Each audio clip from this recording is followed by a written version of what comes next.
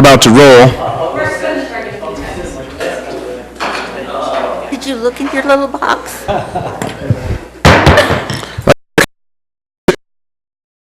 America and the republic for which it stands, under God, indivisible, with liberty and justice for all. Thank you, Jake. All right, let's have roll call. Planning Commission, start over on Deal? Troy Cunningham, Monk, Kirk Wilkins, Ken Kilgore, Brian Chapman, and city staff.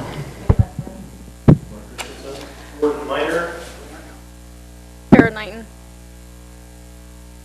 Kimber Gabrizak. Thank you, and we have a quorum. Let's move on to item number 3. So item number 3, this is for public input. These are for items that are not within the agenda. If you have any questions or concerns or comments that you'd like to make, they're things that we're not going to be talking about tonight. We invite you to come forward, state your name and address for the record, and keep your comments to about 3 minutes.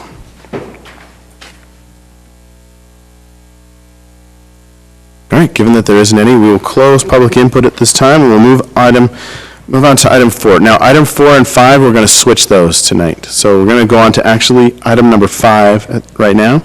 This is a public hearing. It's a possible administrative recommendation for a site plan for Saratoga Springs Animal Hospital located approximately at 1527 North Exchange Drive.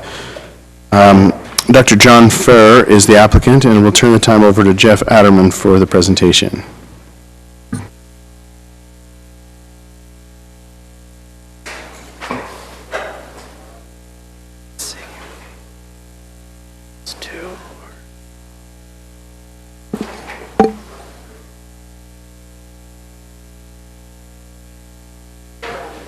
Thank you. All right.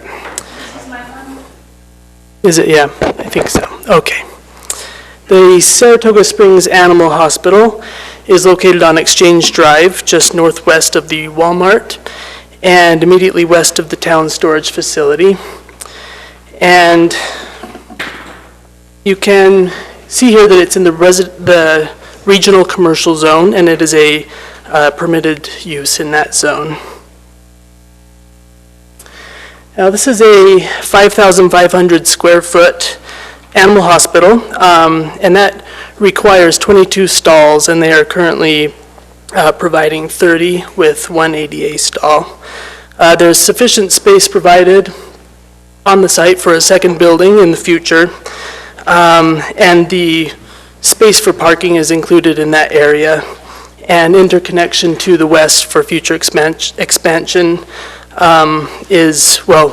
for future connection to other developments is provided to the west. The minimum landscaping and planting requirements are exceeded with this project, and the area to the south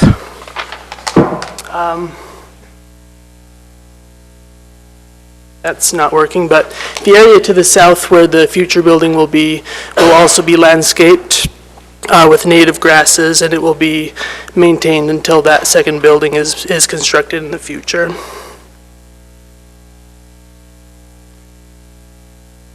Now, these are the elevations for the building. The mechanical equipment is located within the building and can't be seen from the outside. And color rendering here shows the color scheme and that they're using three different materials on the building. The proposed monument sign structure meets code requirements. And now this is the code criteria for the animal hospital site plan, and it complies with conditions listed in the staff report.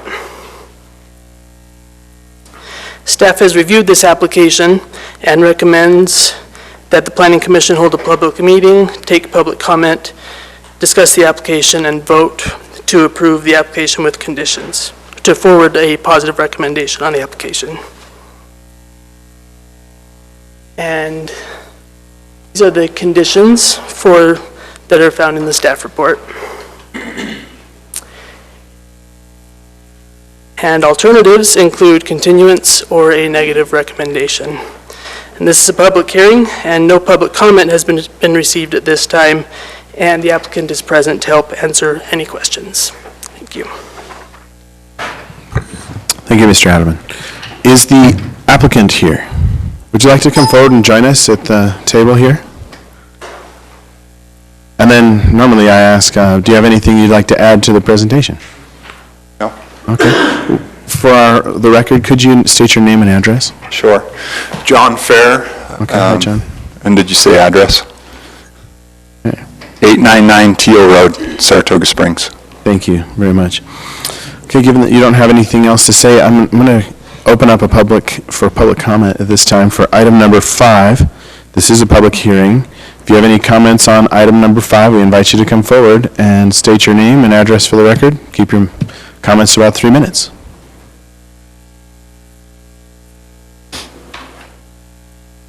Before I close, is there anybody that wanted to comment on item number 5? Okay, we will close public comment at this time for item number 5 and open it up to the Planning Commission.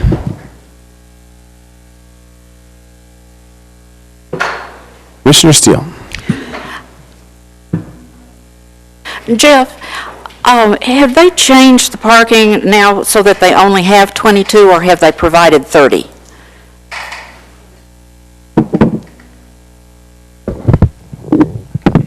They are currently providing 30, and we made the comment to reduce that parking to, I believe, at least down to 28, so that they won't be over by. Well, at that point, there needs to be one more disabled space, and you already have the ramp there, so you just need to put a sign on the parking space opposite the one you've got as a disabled space. And on the sign, is that going to be a shared monument with whatever comes in on the other piece of property, or the other property? Not at this time, that's not the plan. Okay. Thank you.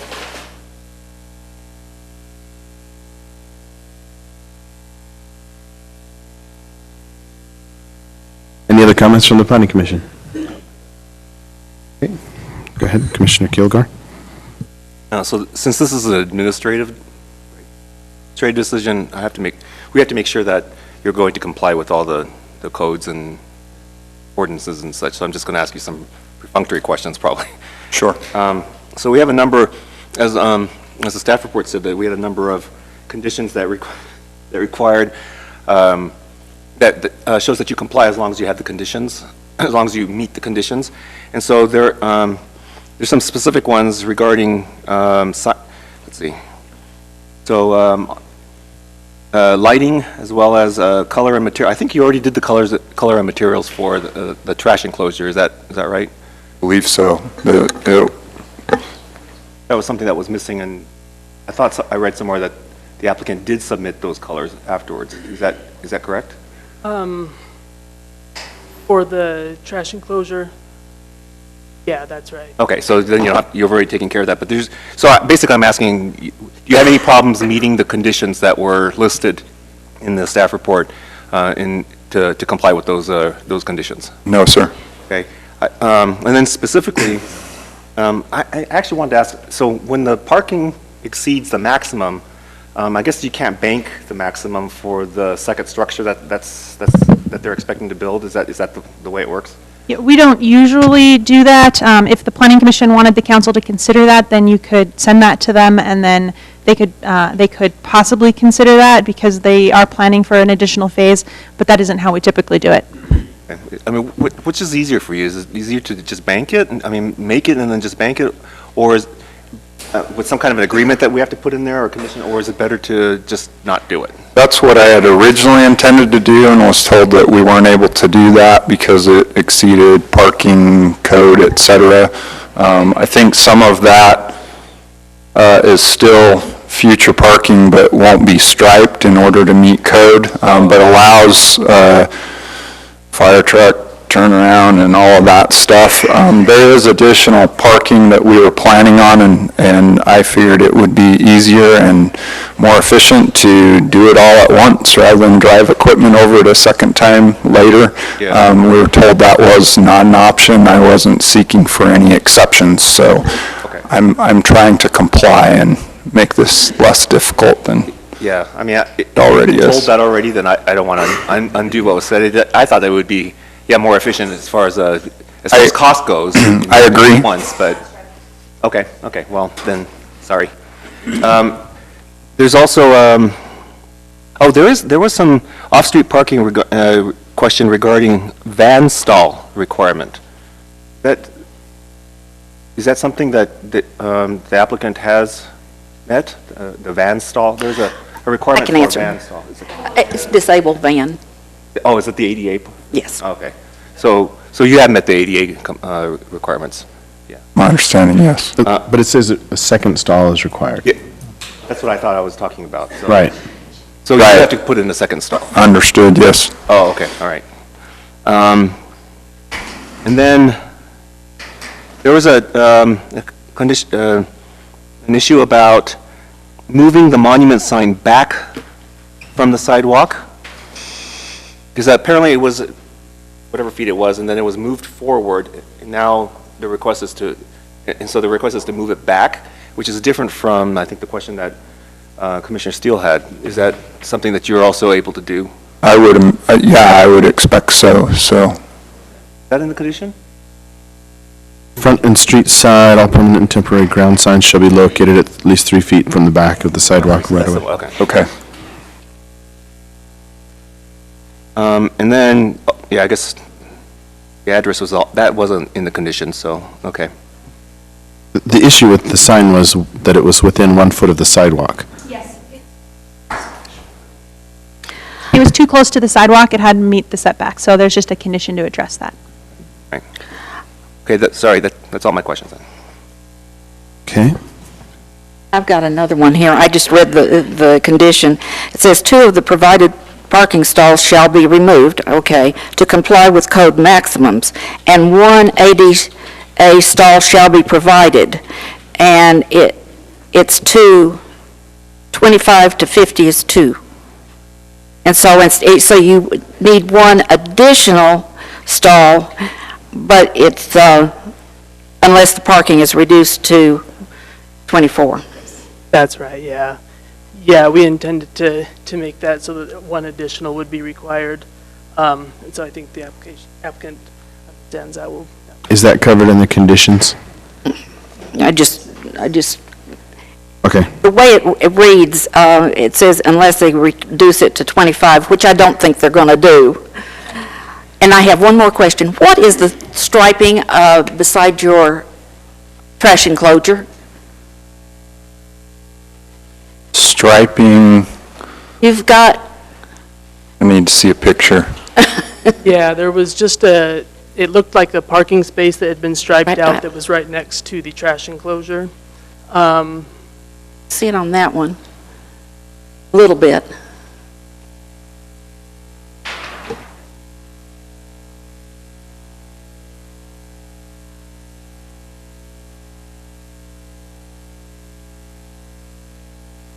Looks like that was probably intended to meet those parking requirements, to not go over too much, and then suppose it provides a little extra space for the trash removal as well.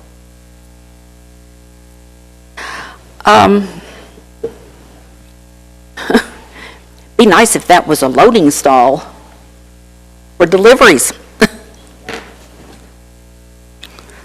Enough said. Leave it there. Okay. I just wanted to say that, first of all, I think this will be a good addition, and I appreciate you looking that way. Thank you. Secondly, on the parking, which we've covered quite a bit, and again, I was concerned about the extra ADA stall.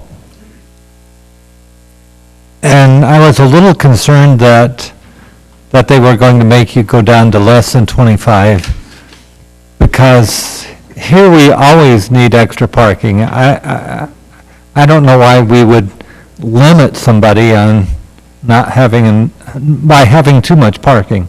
I just think that that's kind of opposite what our city needs.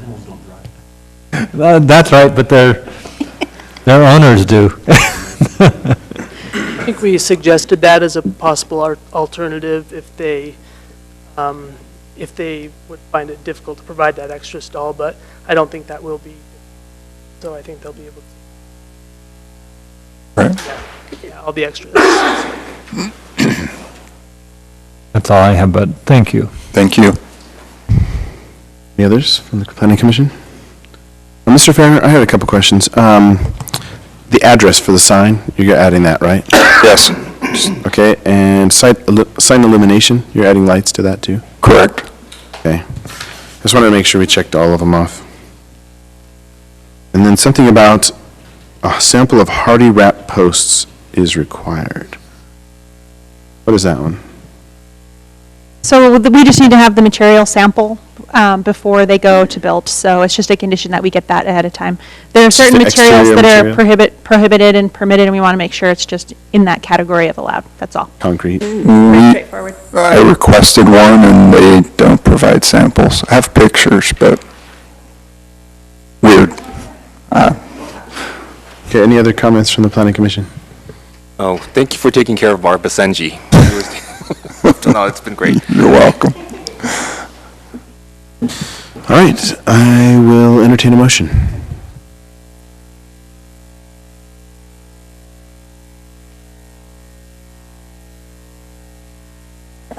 I move that to forward a positive recommendation to the City Council for Saratoga Springs Animal Hospital site plan located on parcel 53-515-0002 and is shown in the exhibits with the findings and conditions in the staff report. We have a motion. Do we have a second? Second. He was faster. We have a second. Is there a question on the motion? All in favor? Aye. Any opposed? Thank you very much for your time. Thank you. Okay. Are we ready for item number 4? Kimber? Yes, Applicant okay. here. Let me pull up the other one here. All right, so last week was a little bit of, oh, go ahead. Before you go on. Yes, go ahead. This is a continued, we're going to go to item number 4. This is a continued public hearing. It's a possible legislative recommendation for the general plan update. That's city initiated. It's presented by Logan Simpson, who is our consultant. And at this time, I will entertain a motion to continue this, to open it back up again. Open the public hearing. To reopen the public hearing for, I move that we reopen the public hearing for the general plan update from our last meeting. we have a motion? Second. We have a second. Is there a question on the motion? All in favor? Aye. Aye. Any opposed? Motion passes unanimously. Kimber, back to you. All right, so I hate to blame technical difficulties, but I wrote a whole new staff report for you last week for this packet, and when I pulled it up today to look at it, it was the old staff report.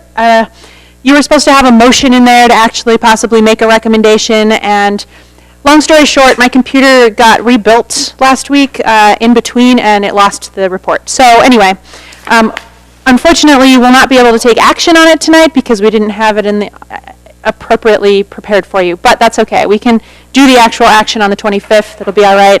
After searching through backups of the computer for a couple hours this afternoon, I found the report, so it's all ready to go for next week. But yeah, last week was a rough week. Will we We'll need to talk about continue later. again? So you get to continue it to your next meeting, but this is a great opportunity to give feedback. You've now had more time to look at the report. The consultants are here. There were some questions last week, or last meeting, about economic analysis, acreage for commercial, non-residential, industrial uses in the city.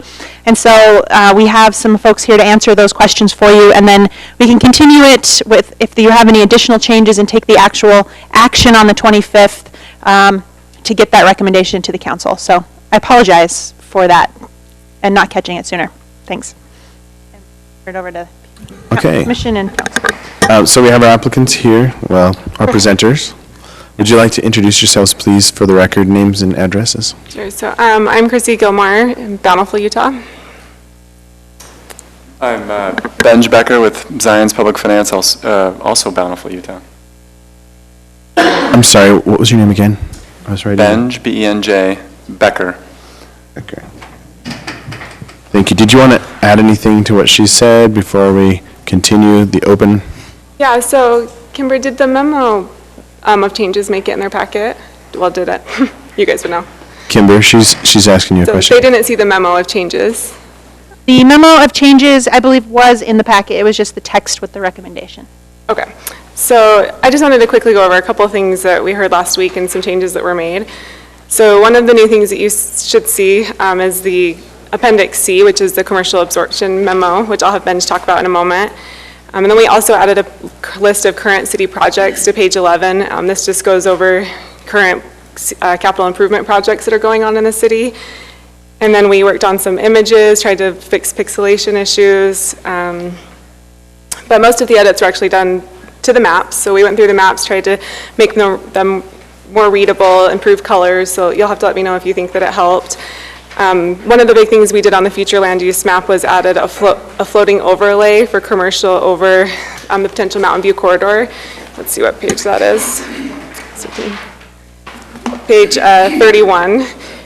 And the reason we did this is since we don't know the exact alignment of the corridor. I mean, we sort of do, but I know that there's some unknowns yet with where intersections will go. And so this was just added on there to, in the text that accompanies it, says, not an official future land use category, but thought should be given to additional community commercial and neighborhood commercial as the city council sees fit along key nodes and intersections along the Mountain View corridor. So that was added into the future land use map. Then a couple of things that we talked about last week was changing the office flex category back. So if you remember, we combined it. We had industrial and business park, and we combined it into this office flex. We actually decided to keep it the same and leave it office flex unless you guys give us direction otherwise. We just feel like it adds more flexibility to you guys in the city council in attracting a variety of businesses. And then the zoning is still in place, so when applicants actually come in, the underlying zoning is still there. Another change was we removed the mixed waterfront designation. There were a couple along the waterfront by Lakeview Drive that we took off because they kind of created some awkward spots. So we removed those. Yeah. Do we have a... Yep, so if just scroll down. Do I have a mouse or anything? No. Okay, so it's just by Lakeview Drive where there's a little bend. There was a couple mixed waterfront designations, yep, right there. And we took those off. They just kind of created some awkward, when we were really looking at it with transportation and access, it just didn't feel like the appropriate spot for it. So we changed that to low density residential. And then you can see right here, you'll see the hatching. Oh, yeah. Yep, so yeah, the new hatching on the side. And that's the floating overlay for commercial that I talked about a moment ago. But other than those two changes, the future land use map was left the same. We did work with the colors a little bit, but otherwise we didn't add any more industrial or commercial development because of after talking with Science Bank and reviewing the acreages and numbers, it felt sufficient. But I'll let Ben talk about that in just a moment. And then I also want to let you know that I did contact the LDS Church just to try and get some information, and they're not very, they don't want to share too much. Good luck with that. Yeah, they didn't want to share too much, but I'll read to you what they said to me about potential temple locations. They said, we often see land use values go up along with a greater demand for housing around temples. Depending on where the temple is located, this can also include an increased demand for commercial establishments, specifically food services and other retail that patrons would go to after temple sessions. But they also said, although we likely won't see this in the area, they often see hotels too. But they said that they didn't think they'd see it in this area. And that was all they'd share. So not too much. And then I also attempted to call the school district, but haven't been able to get in touch with anyone. That was all I had to share. I can take any questions, or we can let Ben talk a little bit about the commercial absorption memo that you guys saw. So we will come into a discussion here, but first, this is a public forum, so we're going to need to open up. So is that all the presentation you wanted to add at this time? Yes?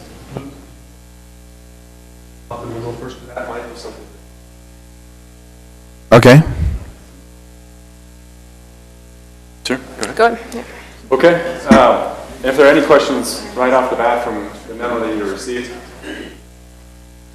Oh, no, I just can't hear very well. Oh. Oh. I don't know if you can, is this, I don't know if this is on. I'll try and talk really loud. Can you tap it and see? Well, you need to talk into it anyway, it's recorded. Okay, well, so part of what we were asked to look at is the potential commercial absorption for Saratoga Springs, and if it felt like the dedicated commercial land in the general plan was adequate enough to consider all of your future growth needs. So we looked at every potential developmental project that we are aware of in the surrounding areas. Oh, there we go. Is that better?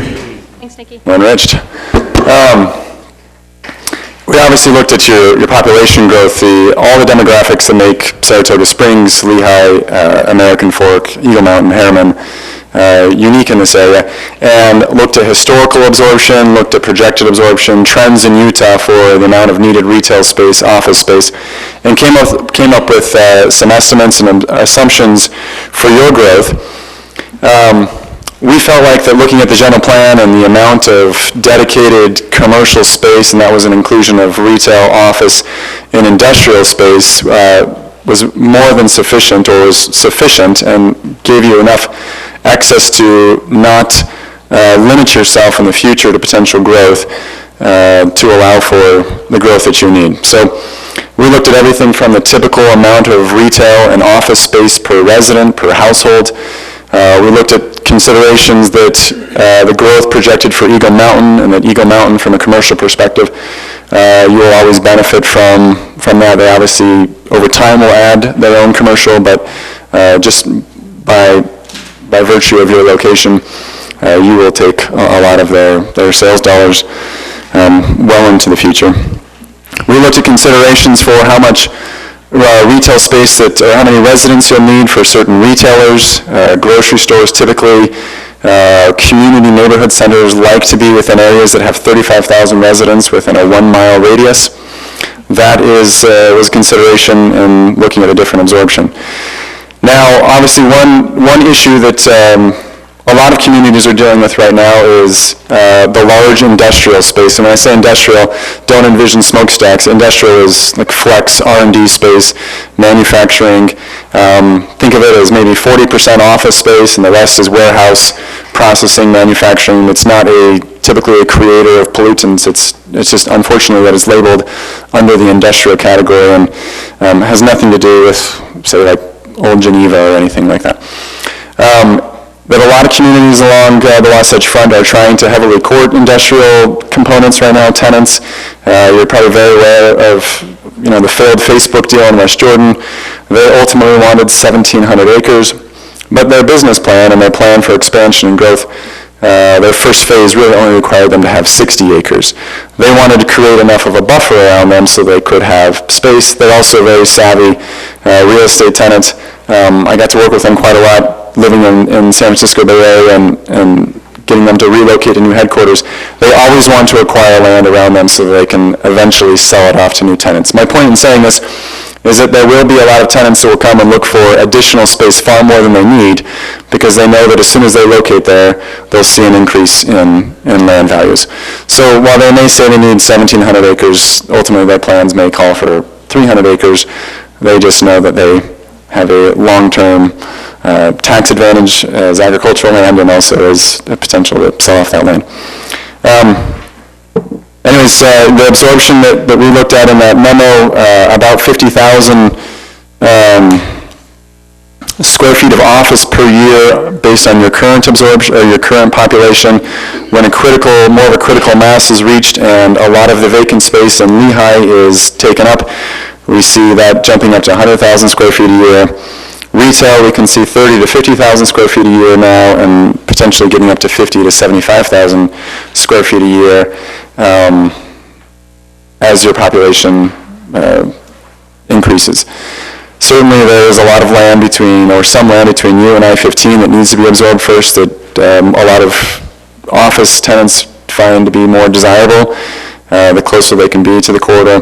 But there's also a significant number of tenants that feel like that land is becoming too expensive, and a lot of one-off tenants that are still very desirable users, they pay high-paying jobs, are unable to locate along the corridor and are looking at markets like Harriman, parts of West Jordan, South Jordan, Riverton.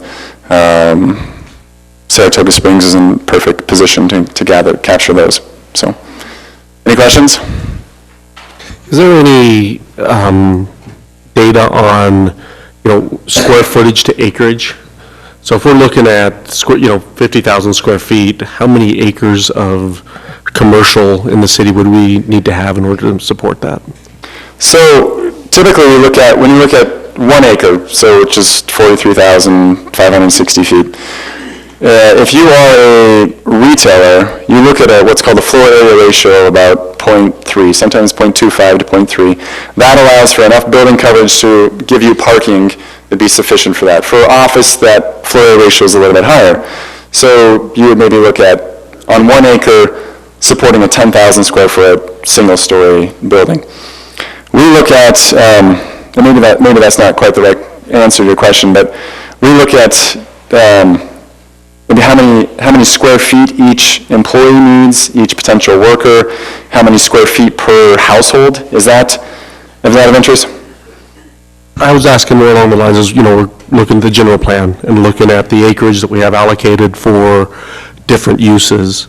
Just kind of wanting to make sure that we're planning enough in advance to where we can say, yep, looks like we've got enough of this set aside for that particular type of use. So right now, nationally, sort of the metric is 250 square feet per household for all of your commercial needs. So that is your office space, your industrial, and your retail. Utah is a completely, unique market in that, and we see that number actually coming down because people are requiring less and less space. It used to be 220 square feet per employee. Now we're packing more people into smaller spaces, so you're getting 180 square feet per employee. That's why these building owners are coming to you and saying, we need more and more parking for these same buildings, because instead of having 100 workers, they now have 112, 120, right? So if you look at, say, a number of 200 square feet per resident, and if you have a build-out, say, of 150,000 people, we'll just use a large number there that would capture some of you that out in there, that would suggest you need 30 million square feet of commercial, industrial, and office space. At 30 million, sorry, I'm not looking at my phone, I'm getting my calculator here. Got him to pull out his calculator. That's a point for me. Let's see. Let's do this. So, I mean, at 30, if you needed 30 million square feet to consider all of your future population and all of your retail, industrial, and office space, between 12 and 1,500 acres would be sufficient. And from what we count and calculate in your plan, you've got far more than that. Again, that leaves you some flexibility to attract some of the larger tenants who want more space, who would be attracted to Saratoga Springs because there is the option of taking large tracts of space. So. Perfect, thank you. I'm going to pause what we're doing right here because we do want to open this up to the public. So this is a public meeting, and I'm going to open up the public hearing for item number 4. This is a possible legislative recommendation for the general plan update. If you have any comments or concerns or thoughts about item number 4, we invite you to come forward, state your name and address for the record, and keep your comments to about 3 minutes. Come on forward. Sure, come on up to the podium. And please make sure the microphone's on. Yes, all right. Thank you. My name is Erin McClellan. I live at 1473 Rocky Ridge Lane, up in the Benches neighborhood. I've got 2 questions. I submitted right before the deadline for, I'm not sure if you were the one I emailed. Okay, great, thank you. You were so nice. I did submit this concerning the Open Space and Natural Features Framework map. Saratoga Hills is the only neighborhood omitted, and that is actually one of the best views in our entire city, up by the fitness park. And we didn't have representation on the committee, and so I submitted that, and my neighbor Wade Stick said it wasn't updated when he was here last time. And so I wondered if that was rejected for a certain reason?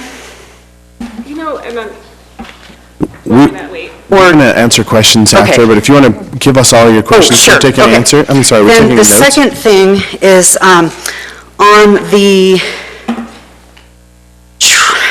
gosh, which one is this? On the maps that show the transportation plan, there's a major discrepancy between the map in the general plan and the map in the transportation plan link that was titled 2040 Proposed Network. And so if you can see, this affects my neighborhood. The one on the transportation plan cuts really close next to the backs of our homes, and it says on there that that's for the future freeway corridor from SR 73 based on the MAG study completed next month. The plan that you guys have submitted shows a very wide angle around the neighborhoods, and it may seem like a small thing to you guys, but to us that live there, that's a really big difference. So I'm wondering how much teeth this plan has, and if that is a guarantee that it will swing wider, or if you're going with the original transportation. I don't know if it's just the graphic designer used the wrong graphic or what, but I'm just curious what the plan is and what that means to those of us that live there. So. Thank you, Erin. Are those all your questions? Yep, that's my concern. Okay, Thanks. we've written them down. We're going to answer those after we close the public comments. Okay, thank you. Okay, thanks.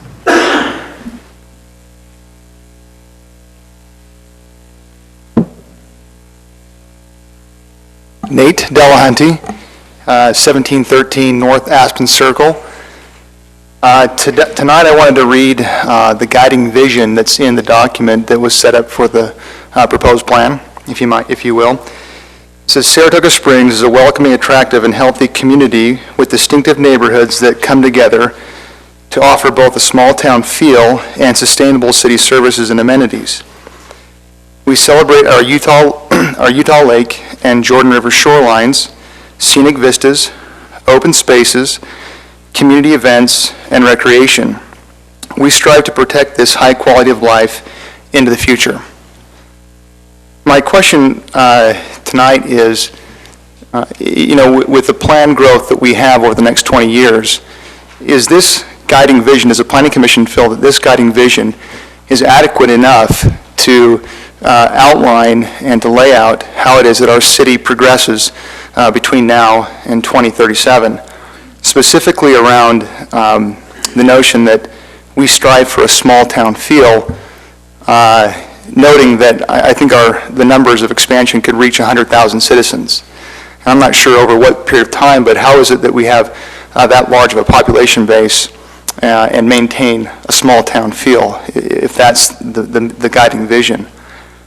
Second, that we celebrate our Utah Lake and Jordan River shorelines as a key element of the guiding vision. How is it that we can celebrate shorelines that majorly we don't access? And in some cases are shorelines that, have mosquito abatement needs already as is. And I'm curious how that is elevated to the level within the guiding vision. And then last, what is the plan to protect this as we strive for a high quality of life into the future? Thank you. Thank you, Nate. Any others, please come forward.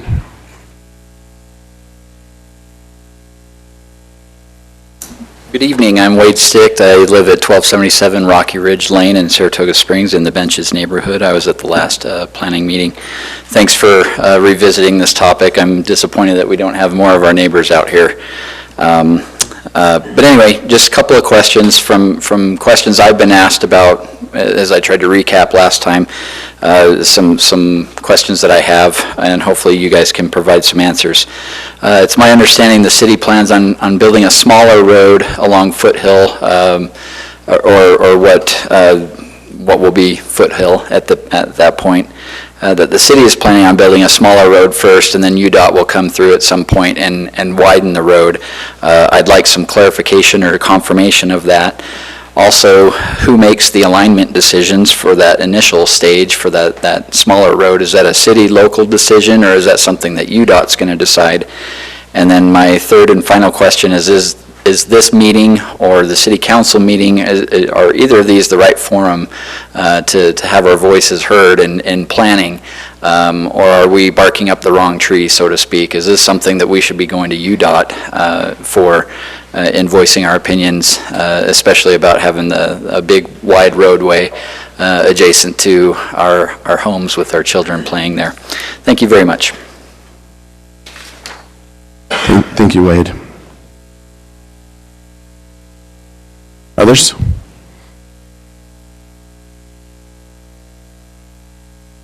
You sure? Because somebody always wants to talk after we close public input. If you would like, you can continue the public hearing and... We're going to do that anyway because we're not closing it off right now. Okay, so do we do that by motion? I'll entertain a motion to continue. I move that we continue the public hearing for the general plan. We have a motion. Do we have a second? Second. We have a second. Any question on the motion? All in favor? Aye. Any opposed? None. Okay, we have 3 comments, one from Aaron, one from Nate, and one from Wade. Hopefully people are taking notes. Let's start off with Aaron's comments. Let's see, who wants to answer the questions about the view? There was something updated, and there's a question about the rejection. Did you want to turn that over to the city? All right. So for some of these, we'll have our consultants address those questions. There's definitely some great questions in there.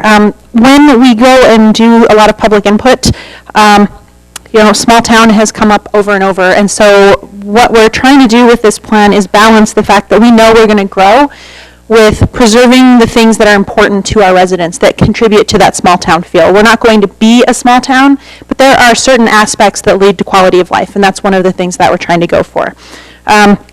And we can let them follow up on that a little bit. The question about the shores and preserving our lake shores, we're working very hard on making sure that some of the few locations where we have access still, where development hasn't occurred, that we're going to get access. So for example, the Heron Hills subdivision that's going in down, I can find a map here.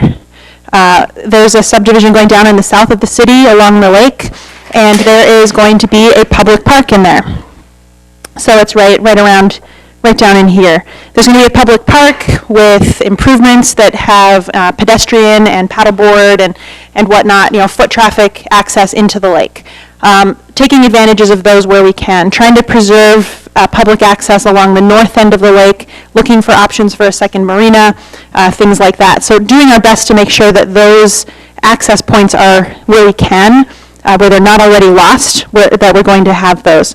Also making sure we can complete the Lakeshore Trail, so those types of things.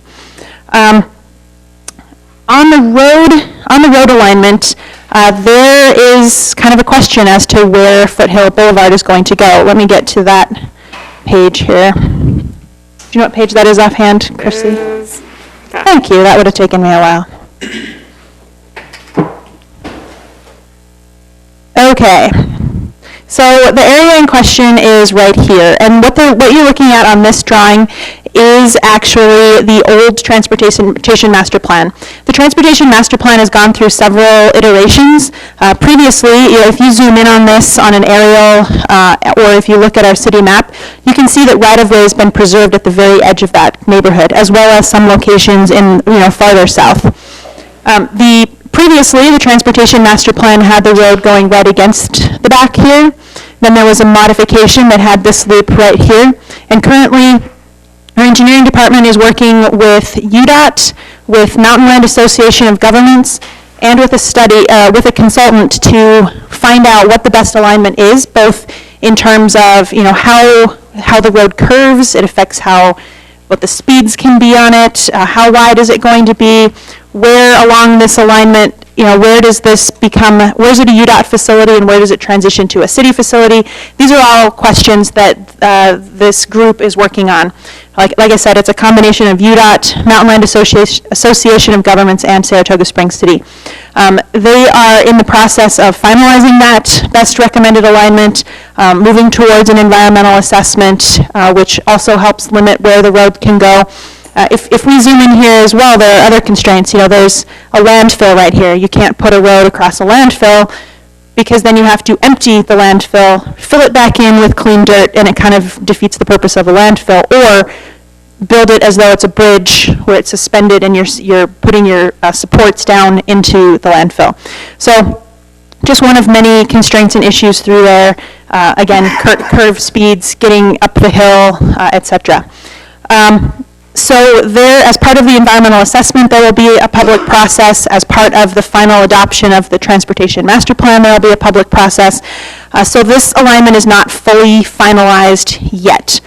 In terms of who makes the decision, it's a joint decision. It's more of a UDOT decision than a city decision, but they take our input very seriously. And so that's why we're a partner in this process. If, however, the city and UDOT are diametrically opposed, that causes an issue, so we're trying to find what the best solution is for everyone involved. But there will be public input opportunities because the Transportation Master Plan is adopted by the council with public involvement. So it's not that they used the wrong maps, it's that the map is in flux currently and hasn't been settled yet. But coming here is certainly part of that forum. It's not barking up the wrong tree, as someone was concerned.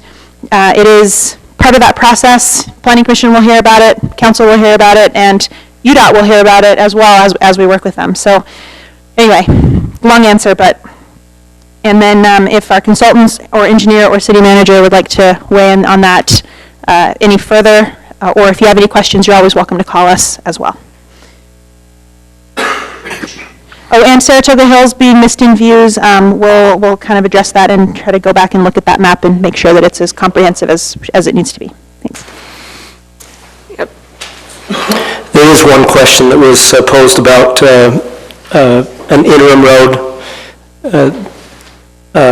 The one gentleman asked the question, and the answer is yes. There is an interim road planned between Lariat and Pony Express. Just 2 lanes. That's in the capital facilities plan, scheduled to be built within the next few years. And that would provide another outlet from the south side of town in the event that Redwood Road was closed. The other question was about the alignment of that temporary road. The idea would be to place it along the future alignment of the larger facility.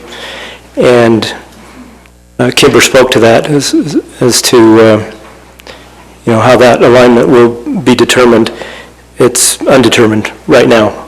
The MAG study that was spoke of, that will not be a final alignment. That will be, I would say, the biggest takeaway from that study, because we're part of those discussions. The study's not quite finalized, but I can tell you one of the biggest takeaways from that study will be that UDOT expects for this to be a UDOT facility, and this study will lead into what Kimber mentioned, a full-fledged environmental document, which involves substantial public involvement.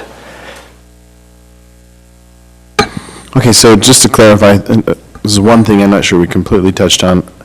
It's really not determined yet how close the road is going to be cutting to the homes that Aaron was talking about, right? Correct. Haven't determined that yet, because there's still a study going on, how quick you can turn, what it's going to go over. Okay.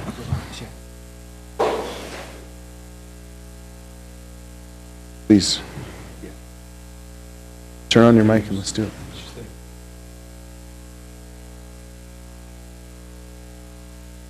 I'm not so certain we covered the first question, which is, there was 2 maps, and on one of those, apparently their neighborhood was omitted. Yeah, and I was going to speak to that. So I explained last time how we came up with these, and it wasn't a perfect analysis. And so if you guys give us the direction, we can add a point on that neighborhood, and I can work with Ms. McClellan to identify the right point. But just to explain again how we got to these points, we had our view shed analysis expert in our office just drive around and look for views that she thought were the most publicly accessible, so they benefited the public driving by or at a park, that also had development that was going around it. So if it was already built out around it, it's not on the map. But future development could go around it. And so that doesn't mean these are 100% correct, and if you have direction for any changes, we would love that. And what is the name of that study? And when will it be finished?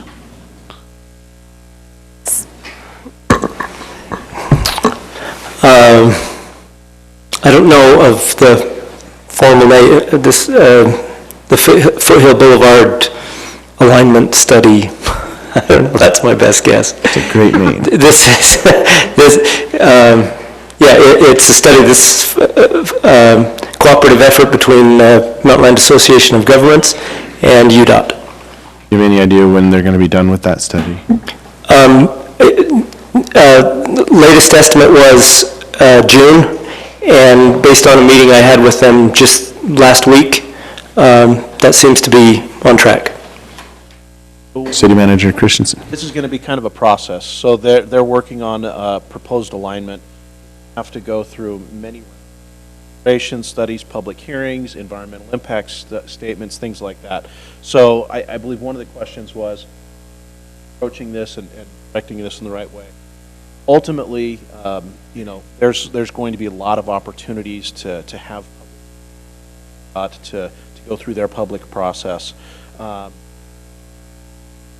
It's not over, or what they are. An engineer likes to fluctuate. Realize there's going to be a lot of it's going to need to be taken on. Obviously,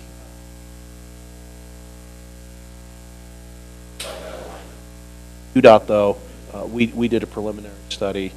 UDOT, because they're seeing how rapidly we are growing, sees the need, they step in. They need to identify where they're at beyond what we are projecting as a city. Ultimately, those long-term projects that we're looking at for completion. Early phases will begin smaller collector roads. For the residents, there is a need for additional north-south route from the south end of the city. Quite a bit of information and a lot of people have voiced a lot of concerns over that. So clearly, this is the next step for us to be able to. It is tricky going to that area for a variety of reasons, as we've discussed previously. But obviously, UDOT is that. So once their study is, probably start to help us paint a picture as to where. So we've heard it not just in this meeting, but there's been other meetings where they've had concerns about the proximity of those roads to the existing neighborhoods. And hopefully we have some influence with UDOT as they're planning this. Some, but I mean, you've got to remember there's a landfill right behind Grandview Boulevard. And there's, they mine the clay pits and they've been filling in the clay pits. And so structurally speaking, it's kind of a fairly narrow area where that road can get built. There's certainly room to move it, and I'm not saying it's fixed, but we're getting a very narrow to train and pick a right. Obviously, infrastructure, those kinds of things. There's other mitigating factors that will be taken into account.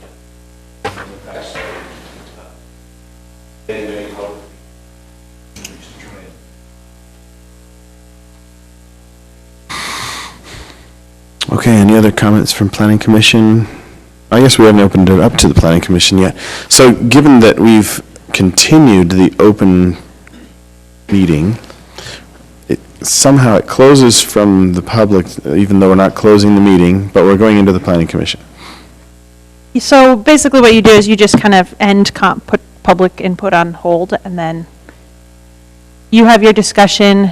We don't have conversations, you can reopen it for public comment tonight, but you haven't closed the hearing. You've closed public input for tonight. Thank you. So at this time, we're closing public input for the night and leaving open the hearing. I'll turn the time over to the Planning Commission for comments.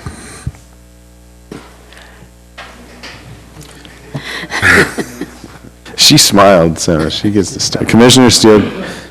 Well, go ahead. I have some questions and then some comments. What is the general plan target user? Who are you targeting with this? So this plan was intended to be for the public so that they can read it and to be able to digest it, but primarily for the Planning Commission and City Council to make decisions. Okay. And the other thing is, I notice you have a lot of colored pictures in here of children. Have you gotten release from their parents?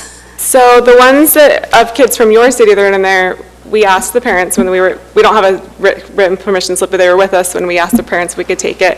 The other ones are stock photos from. Okay, just wondering. Okay. I have been bothered by this document, and I couldn't figure out why. Okay. As an end user, for developers, I have used general plans. And as an end user now, as a planning commissioner, there are a lot of things in here that bother me, and I'm just going to go through and try to very quickly go through it. Number one, there's no page numbers for, when I'm looking for a map, there's nothing in the table of contents that gives me page numbers other than a range. And it makes it very difficult, it's time consuming. That needs to, at least all of the exhibits need to have a number, or a page number on them. The foundation page, okay, I'm going to go on to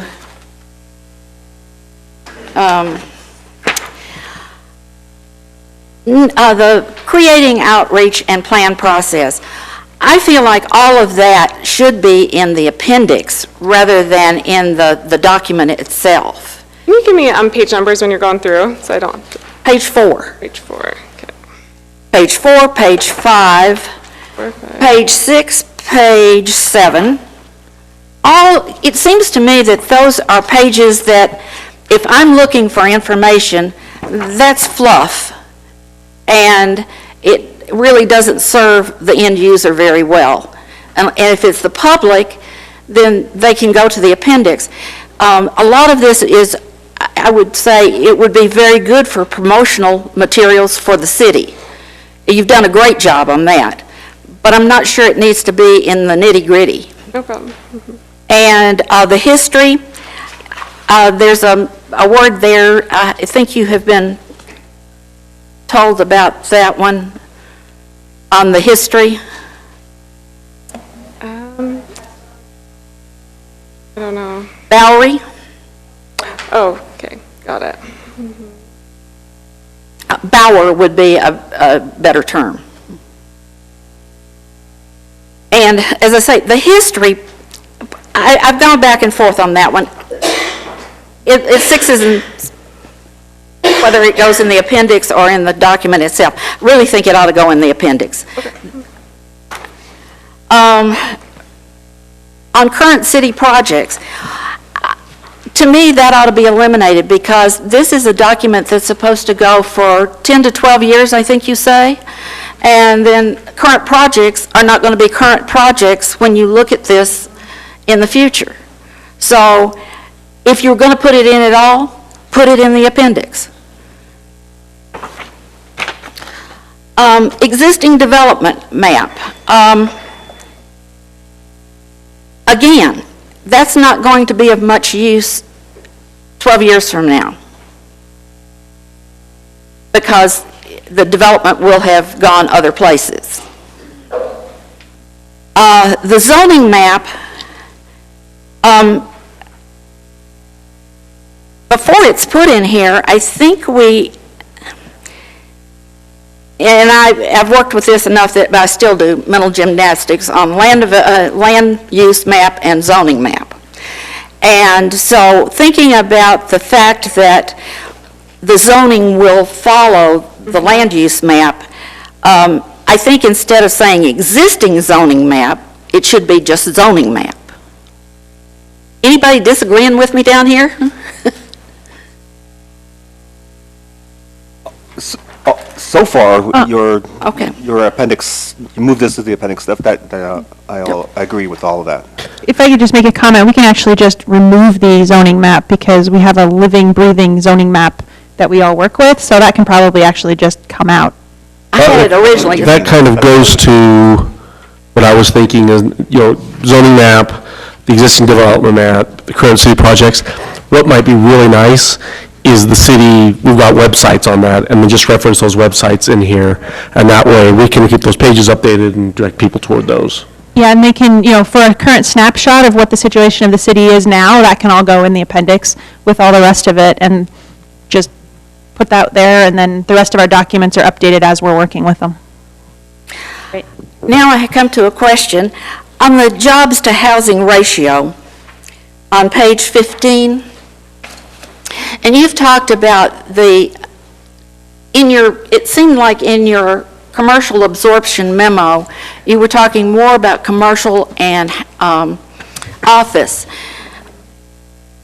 I am very, very, very concerned that we have a very, very small area that would be considered office flex, and even then, if you take that for offices, then we don't have any light industrial, office warehouse, any of those uses. And I was hoping to get some guidance from our consultants to tell us where we need to put some, because you've put in here about a bedroom community. I don't want Saratoga Springs to be considered a bedroom community forever. I'm sure I can look down the way here, and I'm sure most of the people on this commission would really prefer to work nearer home. They don't like the hour and a half that sometimes it takes. So that's the one big issue that I have with how it's laid out. I think we need some guidance on how much land we need for the, not office, but for job creation, family supporting jobs. And I was going to ask the consultants, you said that we had 0.4% ratio. Did you count all the jobs in the fast food as jobs? If this is just the jobs in Saratoga Springs, any job. Any job. And I would say that more than half of those are probably fast food jobs and are not family supporting jobs. So the 0.4, I would suspect, would be less than that, just because if you counted all those fast food jobs that don't support families. Okay.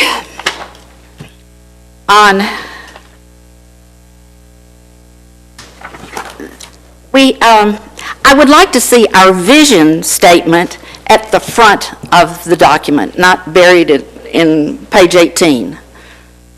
I think that that's an important statement.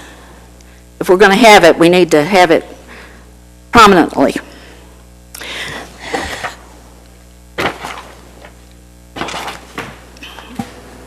Okay, our values.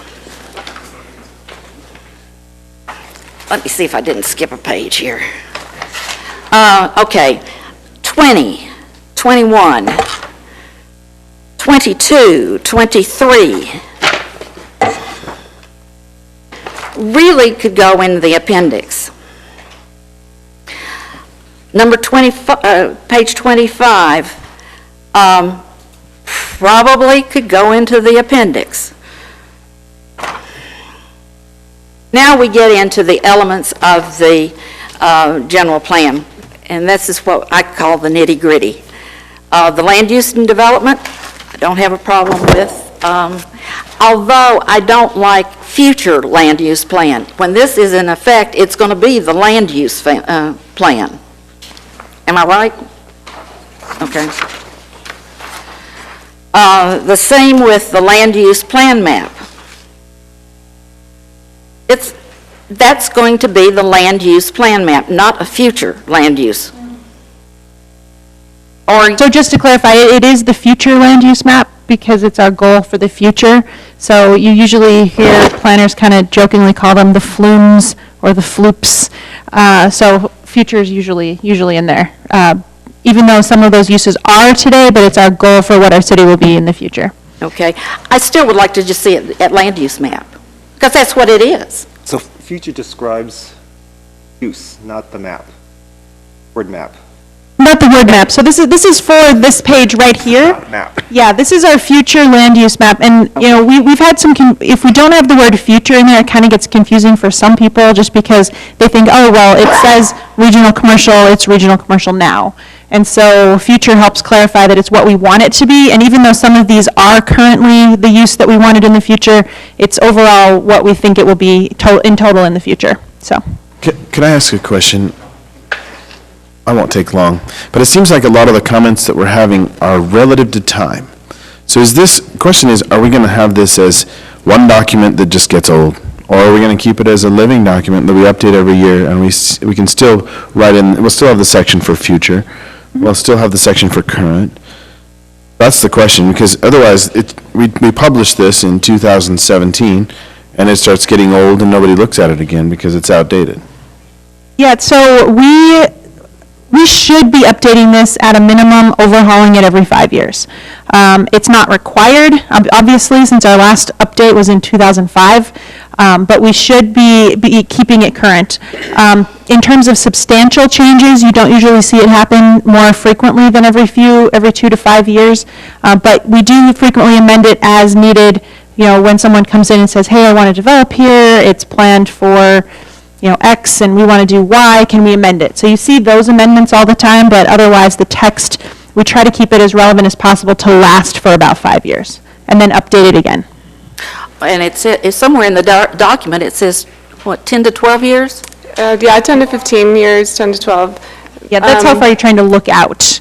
But I also want to say that we do include a lot of this information to set the context for how these goals and policies, or the objectives in this plan came to be, so that people aren't wondering, well, where did you get that? So we do try and set the context of what was happening in 2017, 2016 when this was drafted.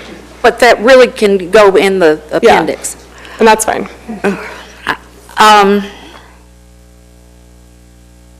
I have here.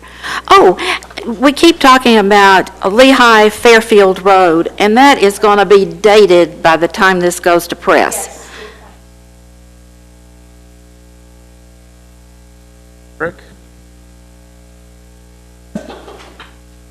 So I think that's one thing the consultants, before this goes out on the last, what you would hand out if somebody wanted to buy a copy. Mm-hmm. I think that needs to be the current one, the current name, which hadn't been voted on yet.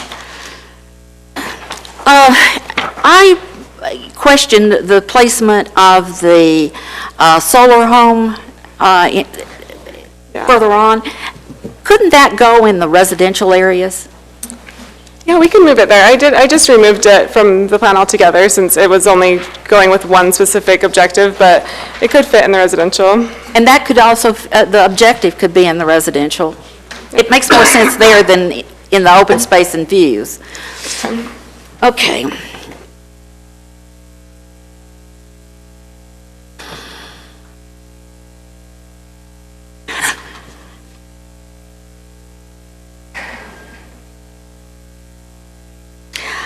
I have a question here, and when I was going through it, I questioned page 34 and 35 on why? And I'm going to answer my own question and leave that one be. So,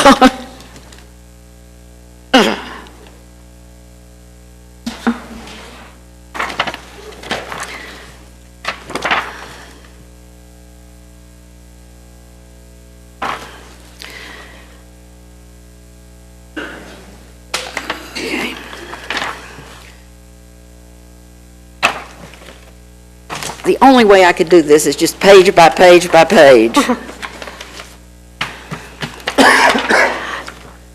The one thing, and it's required that we have the moderate and affordable housing element.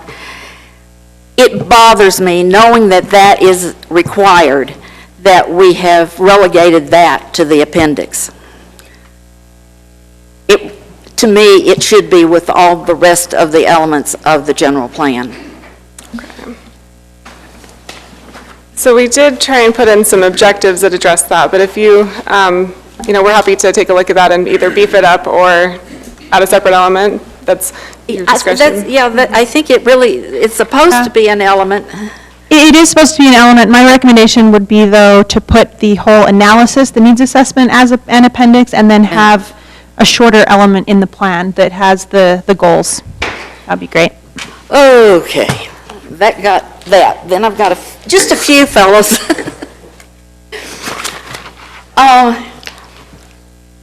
The more brilliant colors seem to show up in the pages in the appendix, more so than in the keys that you have used on the maps. And I'm looking at page 11. Beautiful, bright colors, there's no doubt, except you left out one whole age group. Page 11, is that what you said? Mm-hmm, yes. This is in the appendix. Oh, what? Oh, the B, I think. Let me see, I think it is in B.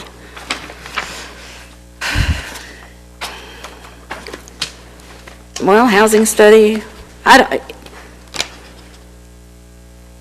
honestly don't know. It's where it's got the pie chart with the ages. What is your age? There's one on page 11. Yeah. That omits. See you.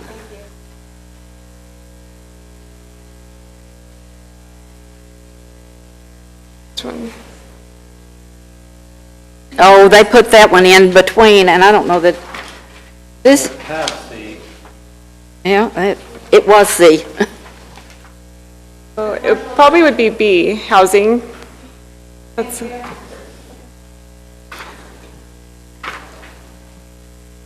The same, I think the same thing is in our book. It's 7, what neighborhoods do you live in and identify with? There's a chart that omits a more senior age group, but I would imagine that's just because there's no responses from that age group. Yeah. Mm-hmm. And I see what it's the survey. Yeah, so of the people that would give us their age, no one of that age gave us their age. Oh, yeah, that's survey participants. Okay, Jacob's Ranch does not seem to have been surveyed, and that's where you're going to find several of us that are over 69. So I'm not trying, but a lot of the older generation wouldn't report their ages. They get a little bit more sensitive to that. So I'm not trying to be. Yeah. So I think that we did do our best to reach as many people in the community as possible. Yeah, but if they didn't report their age, I don't know for sure if we got them. And do you know why was Jacob's Ranch notified at all? They were notified like the rest of the city, so. Mm-hmm. I never got one. We didn't send out postcards. It was all through the Facebook pages. We reached out to HOAs. Mm-hmm. And we don't have an HOA. So never came across. And then it was also in city newsletters. Okay. somehow I missed it, and I think a lot of my neighbors did too, because they were I'm your interested. neighbor. I didn't see it.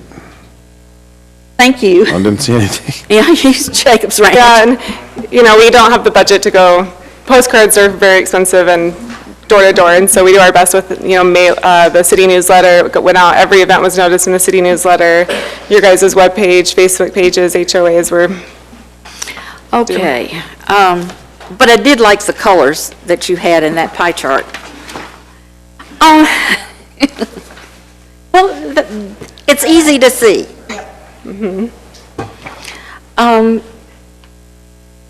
I just need an answer on this one, and again, I'm on page 11, but this is on in the responses.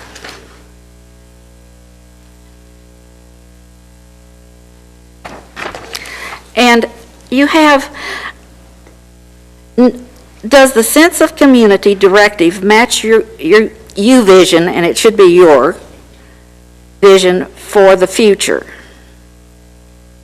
And it has 100% yes. It's misspelled everywhere. In here it's you instead of your. And then the next page is, does the sense of community directive match your vision for the future? 100% no.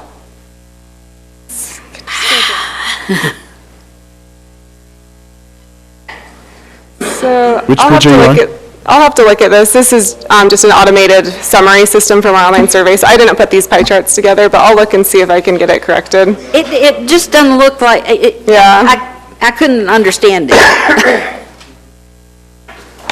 Yeah, I'll look and see if we can get those corrected in the system. Okay, I have one more. Think. I'll be done.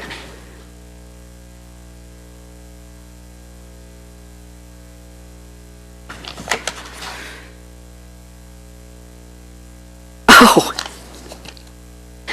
I guess I just wanted to call the attention of the Planning Commission to page 19 of count response. It's almost at the end of the document.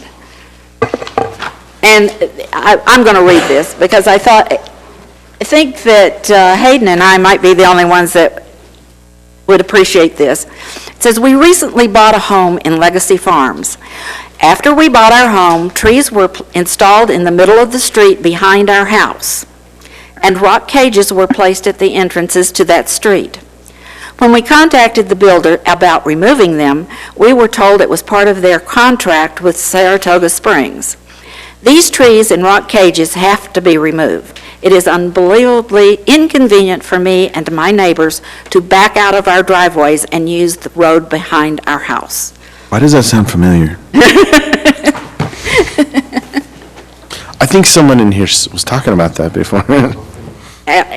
Absolutely, and this is the proof of it. And that's it for me. Thank you for your thorough examine of this book. Good job. No, really, that was great. Thank you. Other comments from the Planning Commission? Okay, please.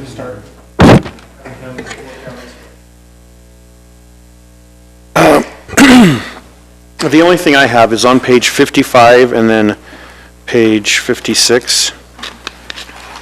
On page 55, we have a key that has like money and then 1, 2, 3. When you go over to page 56, I think it is, yeah. It lists priority, 3, 1, 3, 2, whatever it is. But what's confusing is 3 is ongoing, actions that have begun or should take place continually over the course of the plan. And if we use the word priority, it's almost like, well, 3 is not as big a priority. So I'm wondering maybe if we could change priority to maybe status or something. And then on page 55, have some sort of better description as to what those numbers mean. Okay. I mean, the description's fairly good, but, you know, what is the number? Is it like status, priority? What is it on the next pages? Okay. Yeah, that's all I have. Thanks.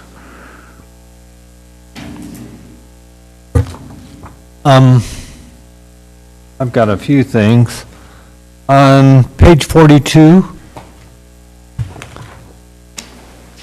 First of all, it doesn't have a 42 at the bottom, it just has a 4. Oh, that's been corrected on the newest version. Yeah, the web version's updated. Okay. That's what's what I'm, And yeah, and then I had a question on some of the lights. At the corner of Pony Express Parkway and Redwood Road, there is currently a light there, and it's got a potential light.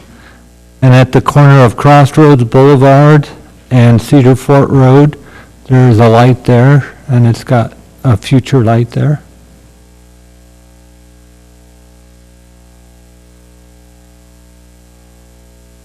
oh, and we do need to rename Cedar Fort Road. Okay. You knew what I meant, though. Yes. At this point, in the future, it may change.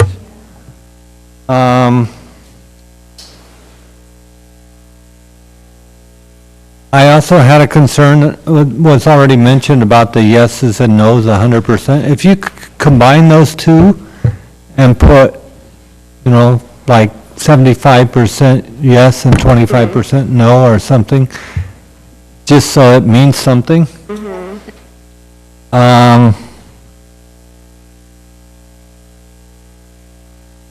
My only other concern would be on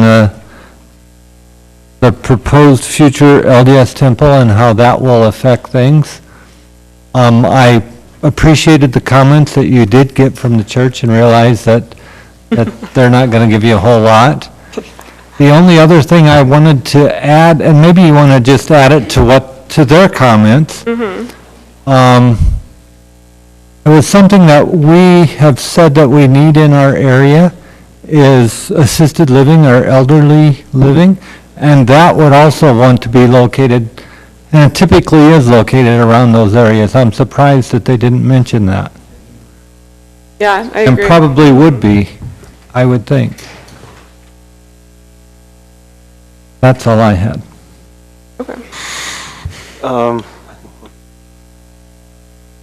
Do we have any agriculture protection areas in the city? There's a lot of... We do, yes. We have a few ag protection areas. For example, most of the, well, we have a few. We have some big ones. Most of the former church farms, or soon-to-be former church farms, so here in the middle of the city, where Legacy Farms is, Market Street, all of those properties are actually in agriculture protection, and then as they develop, they pull them out. Oh, so you can pull them out? Yeah, you can pull them out. Oh, okay. It's a willing process that the property owner goes through to get it put in an ag protection area and taken out. Okay. And then there was an advisory committee meeting that I attended. And I think Benji, it was you who was there, and I think it was you who made this comment that I'm about to say. And I've been telling everyone you made this comment. It's the Zion guy did. Yeah. And I don't know if it's actually true. That's how I remembered it. But it was about Alpine, actually. And I think it was you who said that, yeah, Alpine looks great and everything, you know, as far as like the open rural feeling, the small town kind of feeling, but that I don't think you said that they're on the verge of bankruptcy, but I thought you said something about that, but it doesn't pay for what the city needs to do with it and that they're actually in trouble. Am I totally wrong about you having said that? Yeah, I would claim that, but I have actually very limited knowledge of Alpine. We've worked in Highland just recently, but Alpine... I attributed you to all of those comments, but, okay. Yeah, the reason why I ask is I just wonder then, are we on the path assuming that is true, then are we on the path that we don't make the same mistakes that a city like, you know, a city something like Alpine where it looks great, but it turns out that they have very little commercial base, very little tax base other than property taxes, and you know that we're not making the same we're not going down the same path. That's kind of, I guess, what I'm getting at.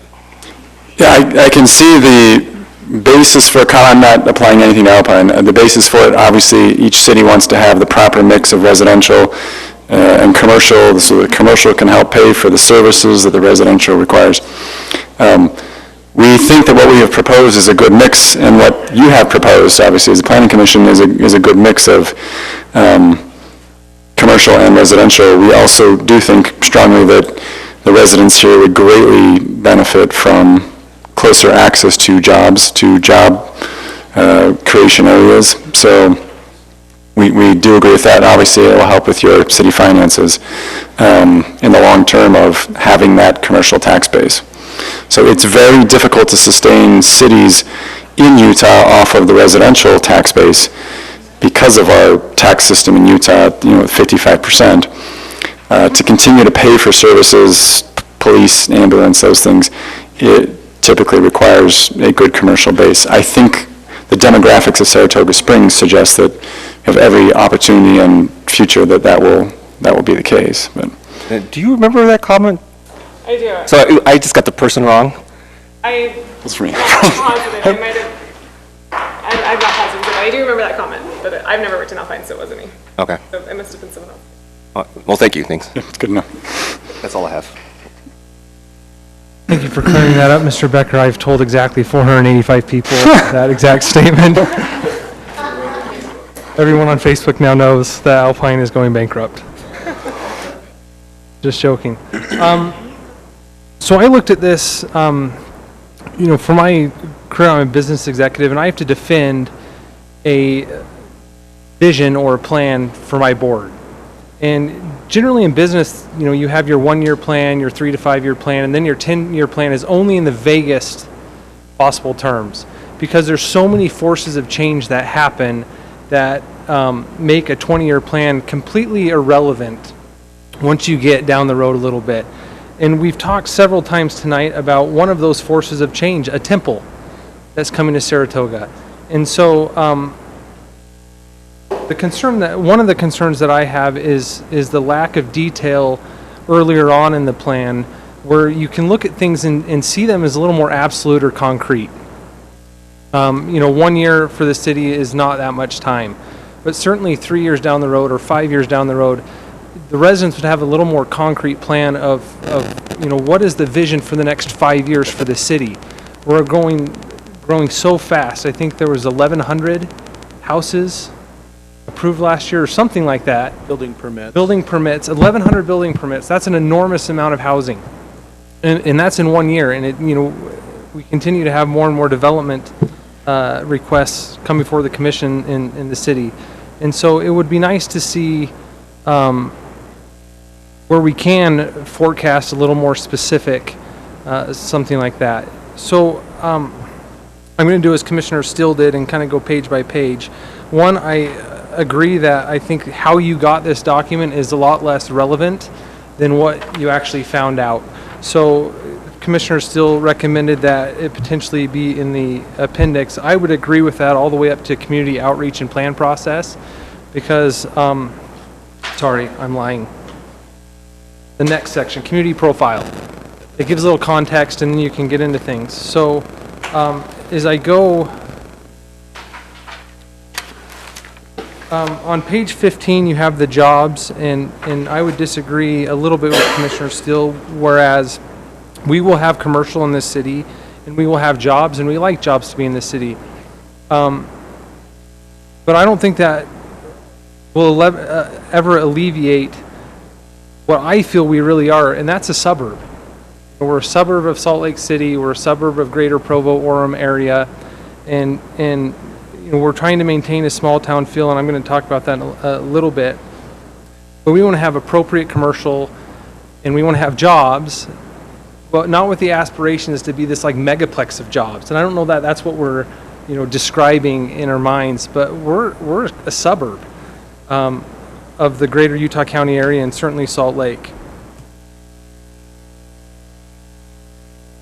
I think that's one way of looking at it, but I actually like to describe our city as those places being suburbs of us. It's perspective, right?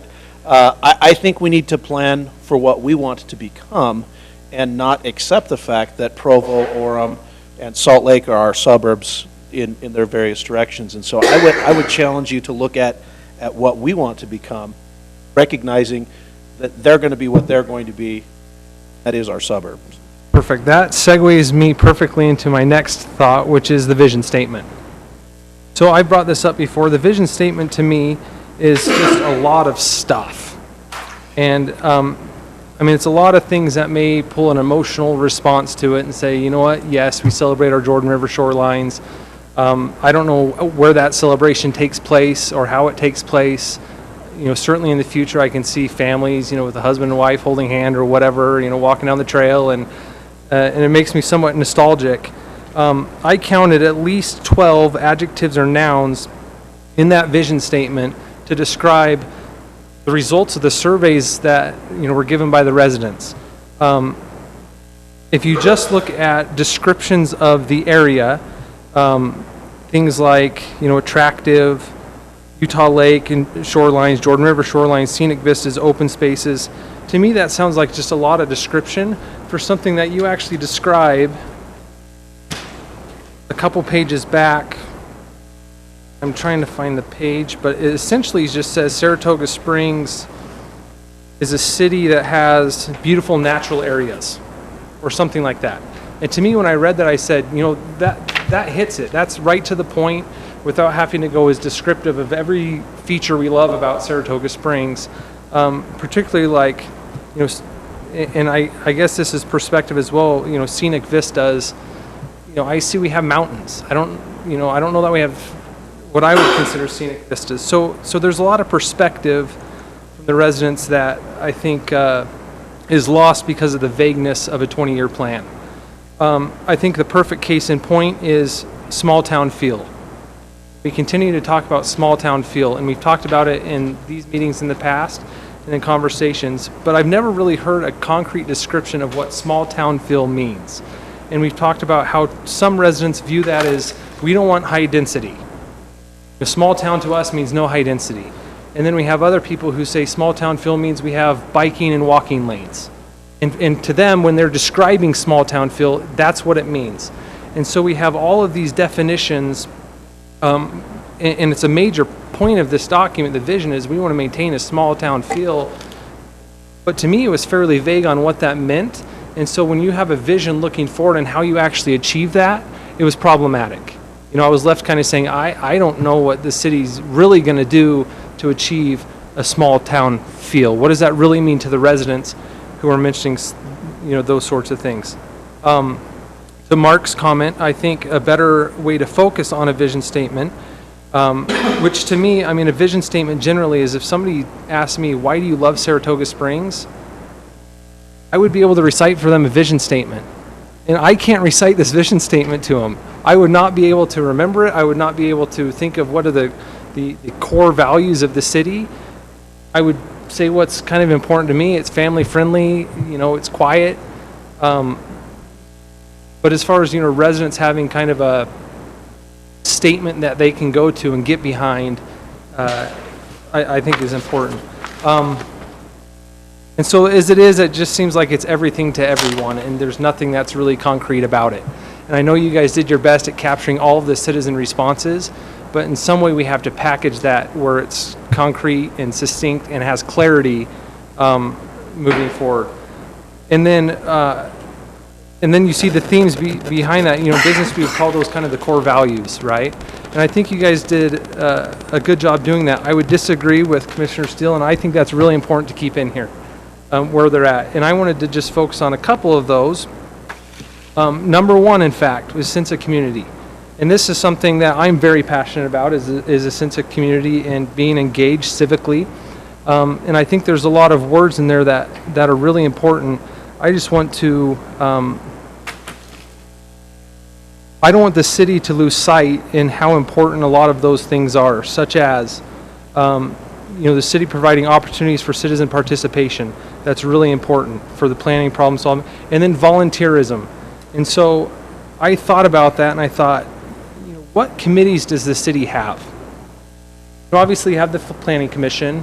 I know there's a library board. I know from the beginning of this document there's an advisory committee. But it would be nice if there's more visibility to the city and to residents so they can get involved on what opportunities are there to get involved with different committees and things like that. The statement is that the communication between citizens and local government is clear, abundant, diverse, and transparent. And I would like to see that improve. Part of the vision, if that's a core value, is to see that improve in a lot of different ways. And part of how that can improve is things like And we talk about it, everyone wants a Costco in Saratoga, but the flip side of that is you need density to have a Costco in Saratoga.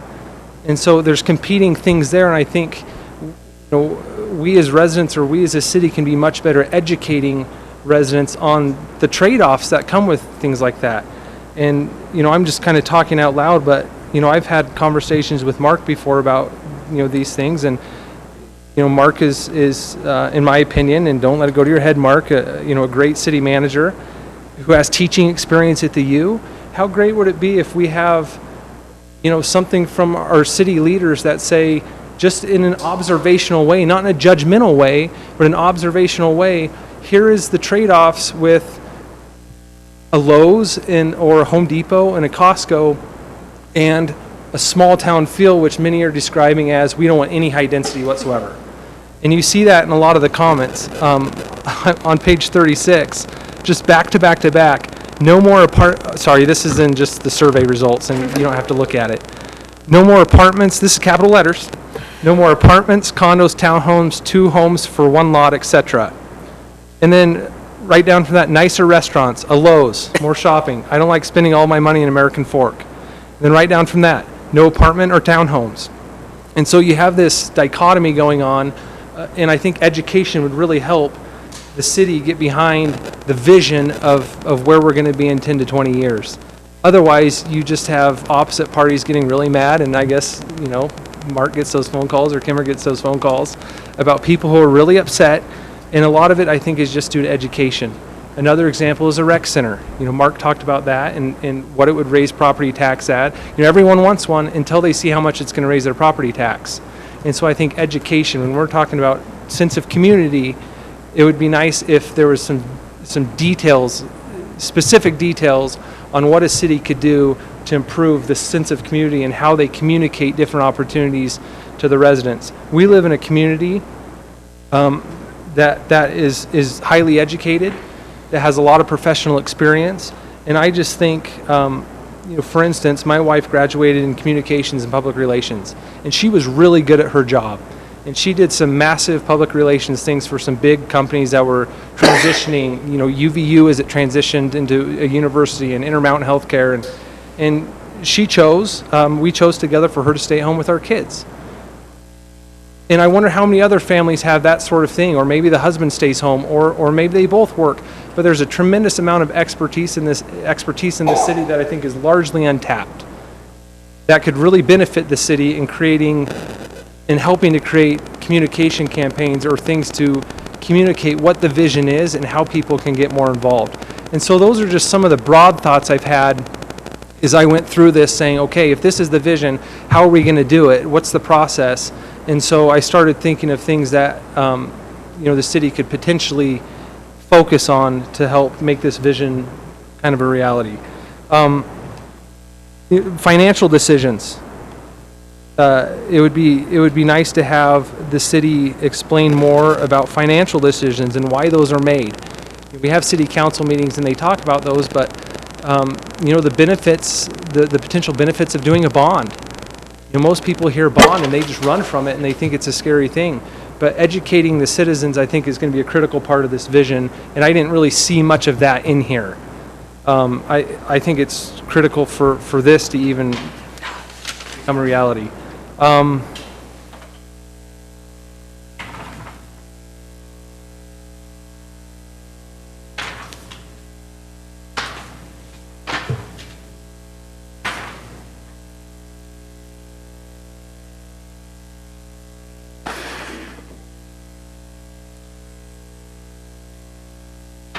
We can come back if you want to. You know what, that may be, I know there was a couple of other things, but obviously they were smaller because I didn't remember exactly where they're at. All right, well, if you find it, we'll come back to you. Okay.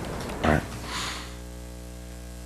You just look at me like I'm going to have like a ton of stuff to say. You have something. First, I just want to compliment our planning committee. Sounds like a pat on the back, but the other members, I'm always impressed by the various amounts of skill sets and whatnot, and as I've heard people talk, it's kind of come out. I mean, I looked at the thing and I thought it had pretty pictures, so this definitely isn't my forte. There was one thing I noticed that it's a pretty picky little thing, but to a certain extent is pretty important. Page 46, the Parks and Recreational Framework map with the trails and stuff like that. I think one of the defining trails in our city is going to be that Lake Shore Trail. And, you know, I take my dogs for runs along it, down the Jordan River and stuff like that, and it's an amazing trail. Unfortunately, in this map, because we've got the city boundary there, you really can see very, very little of that trail. I don't know if there'd be any way to kind of push that boundary out or something like that so we can see that trail and understand that a little bit better. That's really all I had. Others? That's my last. Okay. And along with Commissioner Cunningham's comment on the cost partners priority, I think it would be good to have some sort of timeline. This is 5 years off. Top priority, you always have to juggle priorities and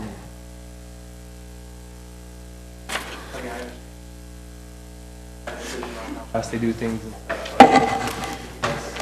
City knows how far off one of these items are. Even in broad terms, you know, more than 5 years, more than 10 years.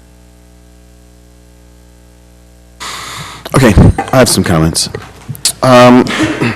Whenever I see a document like this produced, I like to see that it is relevant to the broad audience, the residents that are currently here, residents that are coming, in addition businesses and commercial, and then developers as well. And how are we all going to use that, and how is it going to stay relevant?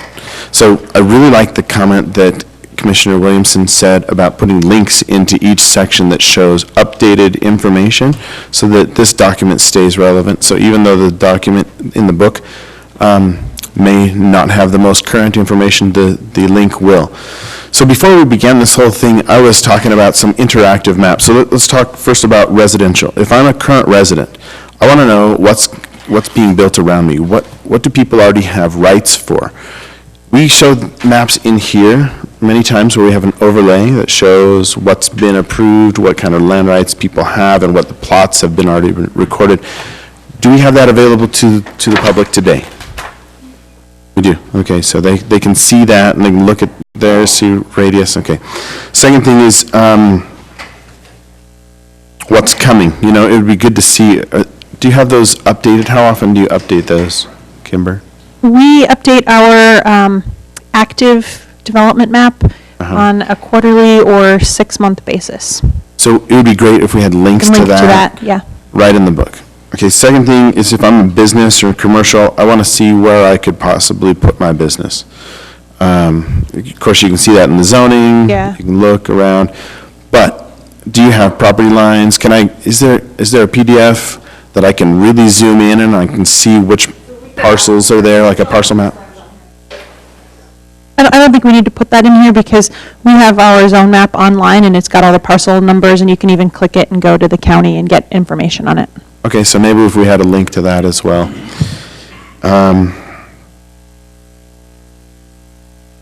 And then, you know, you have all of these, you have really a lot of good information about population and growth rates, et cetera. If there's some way that the city could maintain that and update it so it stays relevant in the book too. I just hate to see, I mean, how many people are going to be downloading a 200 meg PDF and thumbing through it? Maybe most people consume things on their iPad or their phone. Do we have other methods of looking at this document in a way that's more user-friendly to the way that people actually look at information? So I'm happy to work with your web staff because we have done living documents where I don't know actually your city's capabilities with web work though, but so I'd have to talk to them about doing specific tabs per chapters, things like that. So I'd have to talk with Kimber and the web people though, so. And if I remember correctly, at the beginning of this whole exercise, you were training somebody on city staff that could update the maps so that they could be somewhat interactive, so that when you're gone, so Brian, is that, yeah, yep, so we've been working together, so he will have our final layers to update them and put them on the web. And then the link discussion, you know, I'm happy to add more links, but that would have to be kind of responsibility that the city, because once we're gone, you know, you'd have to pay attention because we actually did a plan recently that did links and they have broken several of them. And so it's something that you guys would have to make sure you're consciously aware of to keep them. Keep it relevant, Yeah. keep it updated. If I Otherwise, could, people won't consume it. We're in the process of updating our website, so I would want to direct them to a link and then have all of it in one location. The reason being is with this website redesign, we don't know the havoc that will be caused. We anticipate that'll be done about October, November. And so, there may be some changes that will take place. So I would identify that at a central city page and link everything to that rather than putting too many specific links in the document because those change over time. Just as long as we're having Sounds some good. way of updating the information, that's all I'm asking. Okay, that is all the comments that I had on that one. Okay. If you don't mind So, just we don't have continuing any it decision to officially to make. the next meeting, that would be great. I believe we did that prior. Do the public hearing, oh yeah, great. We actually did have a motion and it passed unanimously. Well, right now, we've got, there's two opinions on a section, and I think they need better. I'm sure they're going to sit there and go, well, which way do we go? And the reason I wanted that particular section go into the appendix, I think of when I was working and I had a client, they're not going to want to go through all the touchy-feely stuff. They're going to want data. They're going to want a map up front where they can, near the front, where they don't have to hunt for it. And so they don't want to have to go flip through all the things that would interest the public, but not interest them. Are you specifically talking about the vision and where it is and you want it up front? Is that what you're talking about? Well, the vision, I agree. I guess I'm of the opinion that one vision statement is better than no vision statement, but I agree that it's a little bit on the emotional side. And so I agree that maybe... But isn't that what a vision statement's supposed to be? Like high ideals and stuff like that? It should be somewhat specific, attainable, reachable, and good luck with that. Aspirational. But at the same time, it's more of a... And there should be a timeline associated with it, too. When are you going to get it done? Well, but this is the vision for the community. This is like always going to be Keep in mind that the reason why we don't have a lot of mixed waterfront use is because there was no such vision. Correct. And so previous planning commissions and previous staff went Granted ahead and rights. just granted it all away because there was no such vision. So I think having it does make a difference. And saying we celebrate waterfront, I think it makes a difference. Right. Yeah, okay. So just a quick comment on the vision, communities, a lot of times communities kind of get confused as to what's the regulation and what's the vision, right? The general plan is where we put the warm fuzzy, this is what we want to be when we grow up, the colors, the character and whatnot, that you can't necessarily measure. Because otherwise, how do you put in the code, be harmonious with your everything, right? Then you write the code that says, oh, you have to use, 2 out of 3 materials that are consistent with the other buildings, right? So you put the black and white measurement in the code, but it's guided by the visionary stuff that's not necessarily, a SMART goal, specific and measurable and time-driven and whatnot. So you can have a little bit of a vagueness in there. You want to have some achievable goals in here, that's for sure, but if you're going to have things about your community character and what you want to have your guiding identity, that's where you put it, is in your general plan. To me, it would be nice to focus on what makes the city unique. It's what we see, but it's also what we are now. What we are now is important. And then as we grow, we want to preserve, when it's saying high quality life, it's preservation of what makes us unique now. And we want to preserve what makes us unique now. And so, the whole SMART goals and things like that, those are important. Otherwise, for 20 years, you just have stuff that makes us feel good. You want to accomplish something out of there, and certainly something in 10 years and as it gets more specific, but certainly the natural areas Saratoga has, I think, make us unique. But what else makes us unique? I think that cuts down on some of the flowery stuff or the nostalgic feeling that I got when I read it. I thought of Radiator Springs when I was reading our vision statement. So, just because that's kind of what it made me feel like, you know, the good old days, so. Mark, you had a question? Is important. Just a couple statements. I heard a couple people mention, you know, a desire possibly to reference the temple in this document. I would step away from that because we don't have an application.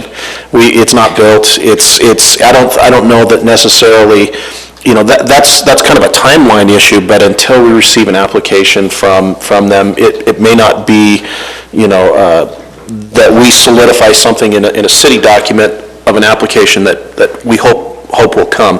The other thing that I would mention is some of the comments I thought were excellent, but I think they tie a little bit back more towards our strategic plan, which gives us a toolkit and some vision towards some of the things that we're trying to accomplish as well. And so I would say that the documents will work together. We're also going to be developing an economic development strategic plan here in the coming weeks and months. You know, hopefully this fall we'll have that kind of pulled together, and that will bring in elements of what I think was mentioned by several of you, which will kind of be the next statement of how do we address some of these issues.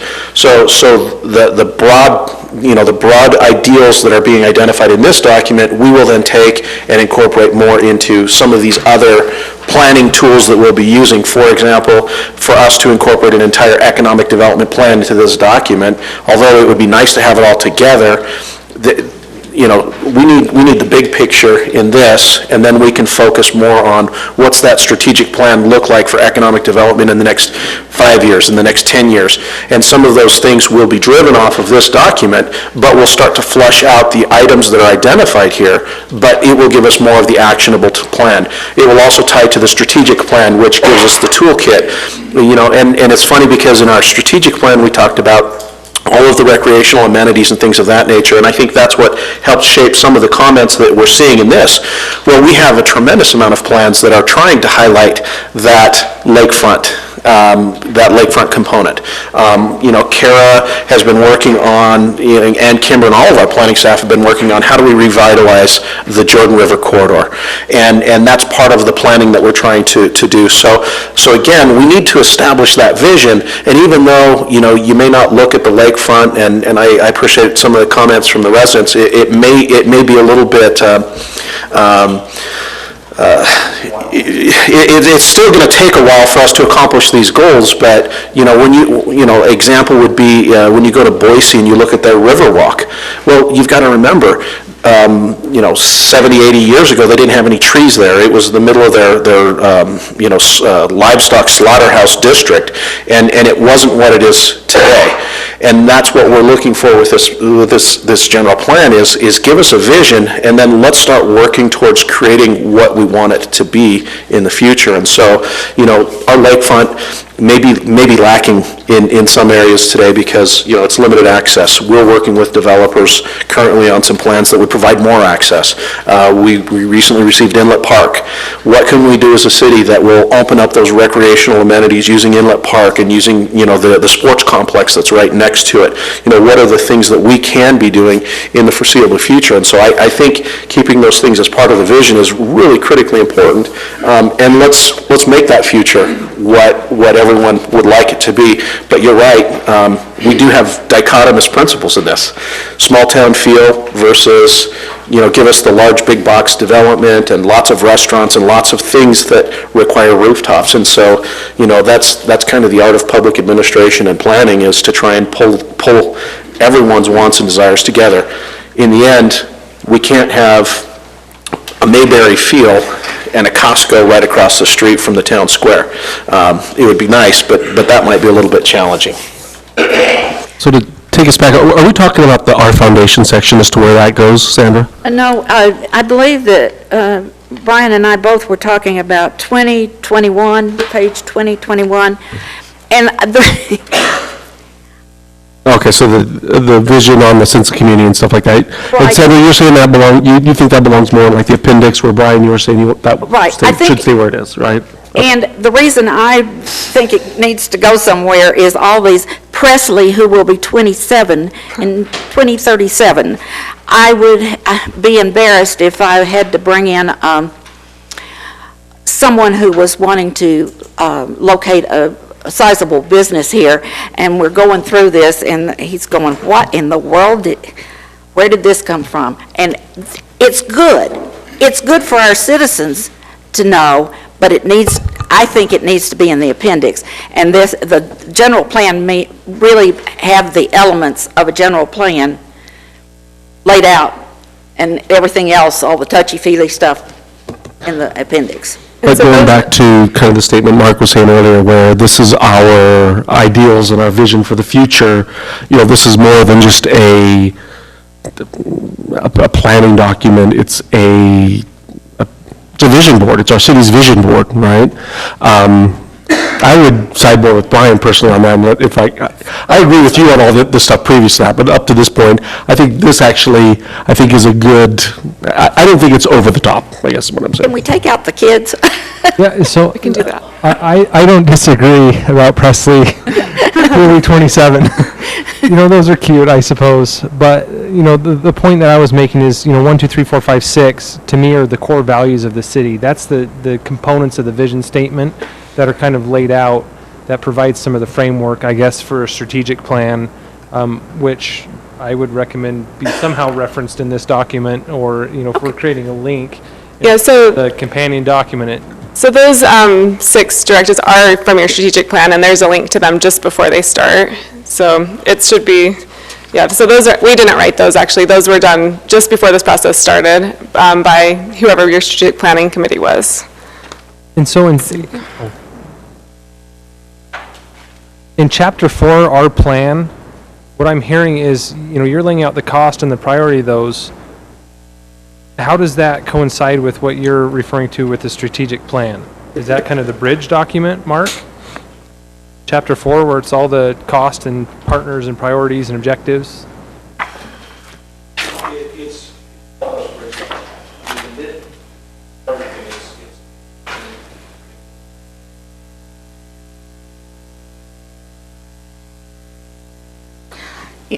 Mr. Chair, one of the Yes. things we ought to talk about, I've brought up about job-producing areas, and our consultants have brought it up, but we haven't done anything with it.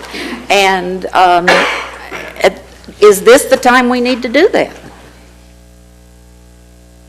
To try to solve some of our job-producing area problems. With the help of, since we've got consultants here, maybe tonight. So do you want to go through the future land use map and kind of identify specific areas, additional areas that are on here? Can you guide us? Well, this is what we think is, so I think it's more, we need more direction from you to know what differences you'd like to see. I don't think there's enough. For the record, can you tell us which page you're on? Page 31. So we're missing the number there. So the teal and the dark, let's see, the teal and, let's see, so we've got teal, red, orange. There's also like the more greenish teal colors are the commercial areas. So, and the reason that, so these were, it's really very similar to your last future land use map, and that's because we felt like they made logical sense since they're along your major corridors, easy access for Eagle Mountain residents, for example, light industrial trucks that are coming in. So I know that before you had mentioned not seeing as much in the south side of the city, but it just didn't feel as accessible, so that's why we left it at the top, and then, but there is some at the bottom of the city.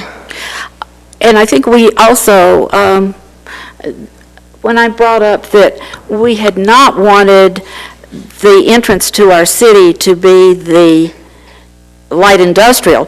Now, when we're dealing with residential, we have medium density, but then, or say low density, that's easier for me, and we have about 3 different designations under that in our land use code. Could we do that with office flex? Okay, so that we'll have office, an office zone, Yeah, we'll have, what we're looking at, so right now, we currently have multiple commercial zones, and we have multiple office, industrial, business park type zones. We wanted to leave the commercial zones separated, because you don't want to have, regional commercial where neighborhood's appropriate. But in these locations, because they're back, they're not exactly lining the roads, letting the developer choose between office, warehouse, business park, those types of zones within that category. But some of those uses are opposing each other almost. And I use the term tire recapping next to a doctor's office. That just would not be a good idea. And that I would feel a lot more comfortable with the office flex if then we would do like we do in our housing and have, like. Office flex 1, office flex 2, and have intensities. Okay, yeah, we can look at that. But I'm concerned about the lack of acreage for it. We've already lost a piece of it, and it's gone to the commercial on Pony Expressway in Redwood. So that's already out. It's now commercial. And the portion north of Cedar Fort Road that's kind of looks like a whale, maybe, its mouth. Now, is that in Wildflower? That is the property that is operation. And so, mark that one off. It's not usable for, yeah, you leave it that color, but it really is not going to produce jobs for this community for at least 25 years. And Kimber, isn't there like some spots in the planned community stuff? I always hear rumors of like where the park's going to be, that whole area was going to be a lot of Actually, that might be changing. They're within this, they are allowed to do residential and commercial, and so where they decide to place the commercial is kind of up in the air. They've placed it here already, and then we anticipate a lot of this to be commercial, but this could be residential. But yet, there are a lot of commercial areas within the tan color, as well as this piece right here is actually commercial within the Wildflower Community Plan. And so is that RC? When you say commercials RC, are we talking business park, industrial? Could be business park, regional commercial, office, warehouse. They have a lot of opportunities within those plans. They have 10 million square feet of office and retail entitled within the church's property. Isn't it non-residential? So that'll take in college if they come in with one. It takes in the hospital if they come in with one, schools. So when you start meeting it out. Right, but still, compared to the 30 million that was identified earlier, it's roughly a third, potentially could be there, but a hospital is a great job center. Right. A college would be a great job center, it'd be a great economic draw, it would be a lot of great things, and so, even though it may not necessarily be a sales tax generating thing, I think the concept of economic development is much broader than just, certain types of things, and I know you're very aware of that, but, people think a big box is economic development, and actually, there's many other types of development activity that have equally and as necessary impacts on the economy and the overall health of the economy. So Commissioner Sue, are you not satisfied with the commercial absorption? Oh, no. Because it seemed like we do have enough acreage and for the foreseeable future, up to 100,000 residents, so. I don't think commercial has come out of my mouth. And it hasn't. I'm talking about a place where Troy can work, where you can work in our city and not have to travel to Draper, Sandy. So business office space. Business office space. I'm trying to think of a furniture refinishing place, all kinds of smaller light industrial. And we have a little area along Redwood Road, and I think, I remember that our planning director said, you know, you wanted commercial right to buffer it, so it's not right on.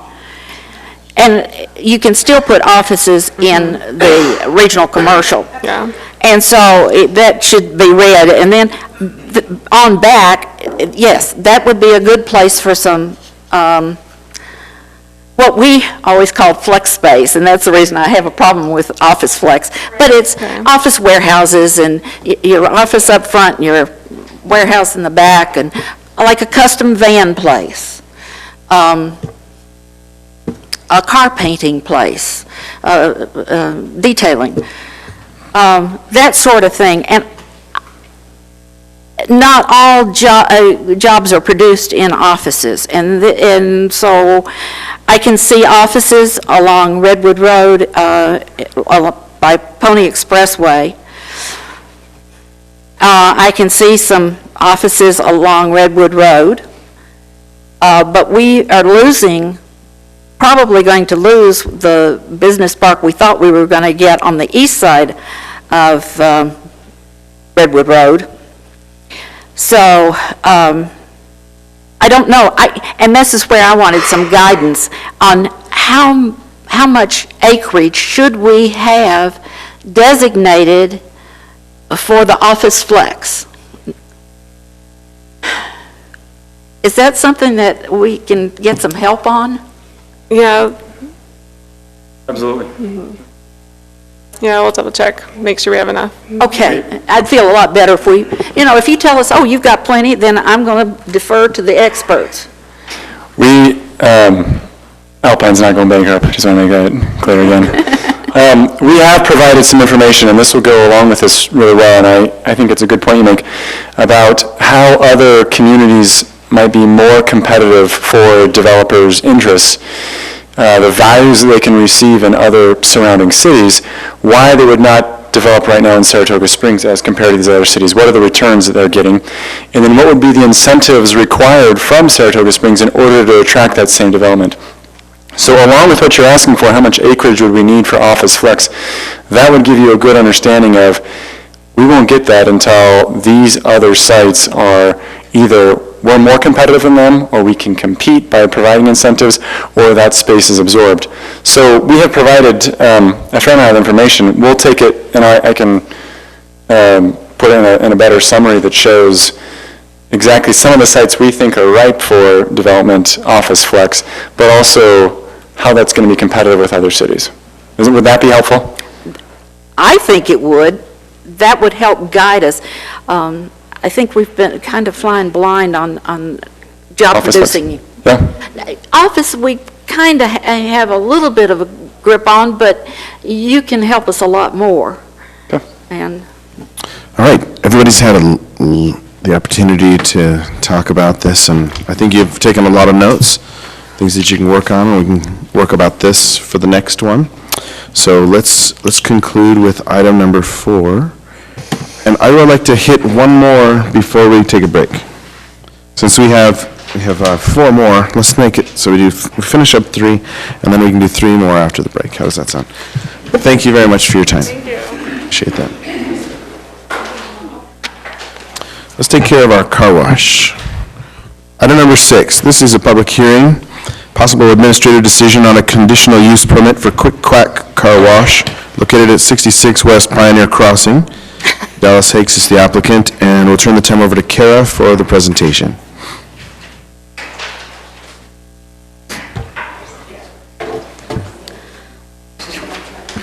All right. The applicant's requesting approval of a conditional use permit for a 3,800 square foot car wash, kind of in the upper part of the city. The project is located on lot 4 of the crossing. It's just south of the New Smiths Marketplace, so it's right here, and the New Smiths is going in right there. Under the Crossings Community Plan, the Planning Commission is the land use authority for new conditional use permits, and the Planning Director is the land use authority for site plans. And as the conditional use permit is based upon the site plan, It was attached and discussed in your staff report. As you can see here, grab the mouse. So this is Lot 4, so Smith's would be up here, and you can see Pioneer Crossing down here, Redwood would be over in this direction. This is the proposed car wash here, so most people I anticipate would enter through here, come down into the tunnels, and then the vacuums are over in this location. This is the proposed landscaping plan. Again, same orientation, Pioneer Crossing at the south with Redwood over in this direction. These are the proposed elevations. There are some colored renderings coming up. But this is the front elevation. Just for point of reference, let's go back one slide. Oh, there we go.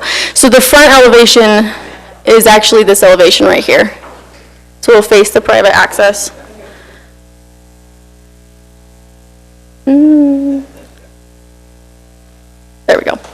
All right, and here you have the back, the side, and the other side. This was the side that would face Pioneer.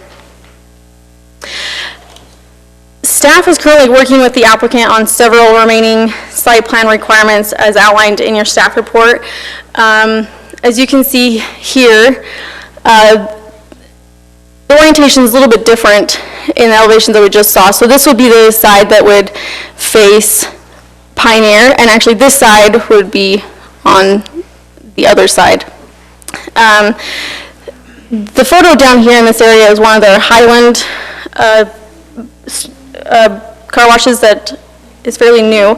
And as part of the community plan, one of the requirements is that the community, that this proposed car wash match the architectural elements of the crossing. As you can see out there, it's a little bit different than what you're seeing here, and they have made some significant changes to comply with the community plan.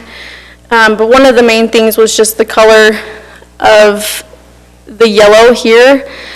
In the community plan, it promotes earthly and natural colors with accent colors as accents, but the primary elements, especially on the southern side, to be earthy and matching the rest of the crossing.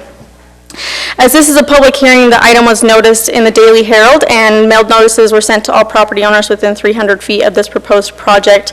To this point, no public input has been received, and staff recommends that the Planning Commission conduct a public hearing on the conditional use permit, take public input, discuss the application, and choose from the options listed in the staff report, which include approval, continuance, or denial. One thing I'll point out, condition number 5.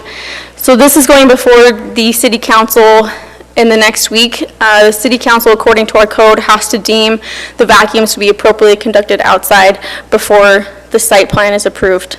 The vacuums. So the council just needs to approve that the vacuums are appropriately conducted outside. It's an item in our code that we're revising, but it's currently standing that way. So is essentially the council's going to have to approve whether or not we allow outside vacuums? Is that kind of what, yeah? Okay. So the applicant wants them. The applicant wants them, right? Yes, and we already approved some in a previous application, so I don't anticipate any issues. It's just a code, I don't know what you call it. There you go. So with all that said, the applicant is here if you have any questions, and staff's also here to answer your questions. Thank you, Kira. Would the applicant like to come forward and join us? Would you please introduce yourself, your name and address for the record, please? Dallas Hakes, 753 East Searview Drive in Mapleton. Hi, Dallas. Did you, oh, and you have someone with you? This is Larvin. Marvin Pollock, Legend Engineering, 52 West, 100 North in Heber City. Okay, great. Did you guys want to add anything to the presentation? I don't. Thanks, Gary. Did a good job. Maybe I will add just a couple little things, just so you know a little bit about what Quick Quack is. We started construction in Utah in May of last year. We just opened our 5th location. That was the location Kara just showed on the screen in Highland. By the end of the year, we'll have one operating in almost every city in Utah County. We've got either had the building permits now, or we'll have them within one more week, with the exception of Saratoga Springs, which will take about a week and a half, hopefully, or a couple weeks after the city council. And then, so by the end of the year, we'll have one operating in almost every city in Utah County. The Quick Crack is it's a brand that's been built for fast, clean, cleanliness, friendly feel, very kid-friendly with the duck. The duck's our mascot, so every once in a while you'll see the duck maybe on the sidewalk or at the kids' events and things like that. We do a community effort every time we open a location. A couple of things we do 10 days of free car washes. So as of right, we're in the 2nd day in Highland, so if you want to check out the car wash for free, go to Highland. They're free until next Friday. So currently, up to now, we've washed almost 50,000 cars for free in Utah County, and we'll continue to do that every time we open a location. Another thing that we do is the day before we do our ribbon cutting with the Chamber of Commerce and the city and whatnot is we do a community fundraiser. So in Highland, we are able to raise funds for Kendall Ayer, who's a senior at Lone Peak High School, who has a rare form of cancer that they've removed from her jaw and whatnot. Her family's going through a difficult situation, but the community came together and we were able to present them a check. We matched the donations and present them a check for almost $11,000. And we do that at the ribbon cutting in Seaman, Orem, and Spanish Fork, and Springville. We've done the same for a per individual or family who's struggling in the community. And so we'll look forward to doing that in Saratoga Springs as well as we go and forward and keep opening these. So a couple of things about Quick Crack. The pass that you have, and we offer monthly passes. They're good at any location. So if you're going into the other side of the lake or coming out here, wherever you're going, and you can use that pass anywhere. We recycle 90% of the water that we use, and we only use about 9 or 10 gallons of fresh water per vehicle to wash a car. We only need a 2-inch water meter, 2-inch connection to wash the cars, and that's a little bit. All the soaps and everything we use are environmental friendly. All get washed down the sewer. They won't hurt the sewer. Most of the water that's discharged into the sewer has been clarified anyway through the recycle system that we have. So. All right, thank you very much, Dallas. That's perfect timing.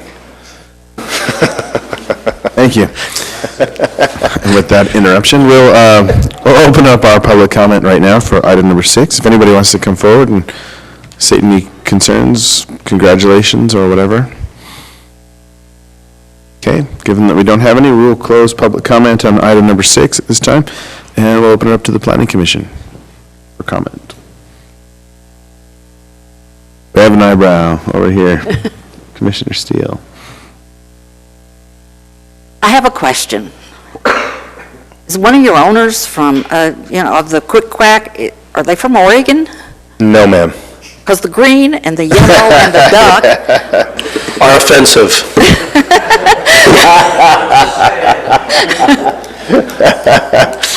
Okay. He doesn't have land use authority. As near and dear to my heart as the green and the yellow is, I think that the facility you did in Highland, I believe, is closer to what we would like to see in Saratoga Springs. The yellow and the green is just a little bit much, and we took great pains in working with the Boyer Company to develop some guidelines for architecture, and that doesn't quite get it. So my feeling is that you need to go back to the drawing board and make it look, kind of match the materials that you see being used out there now. And I'll have to say, every day when I go by them, they're looking better and better. I was concerned, and the outbuildings are looking a lot better. I have a question. The private drive, is that where the big sign is on the crossing then? That is correct. Okay, so this would have been pad B in our village plan. And is there any other color for the vacuums or the waste cans, the orange balls? They look a lot better in person, Commissioner Steele.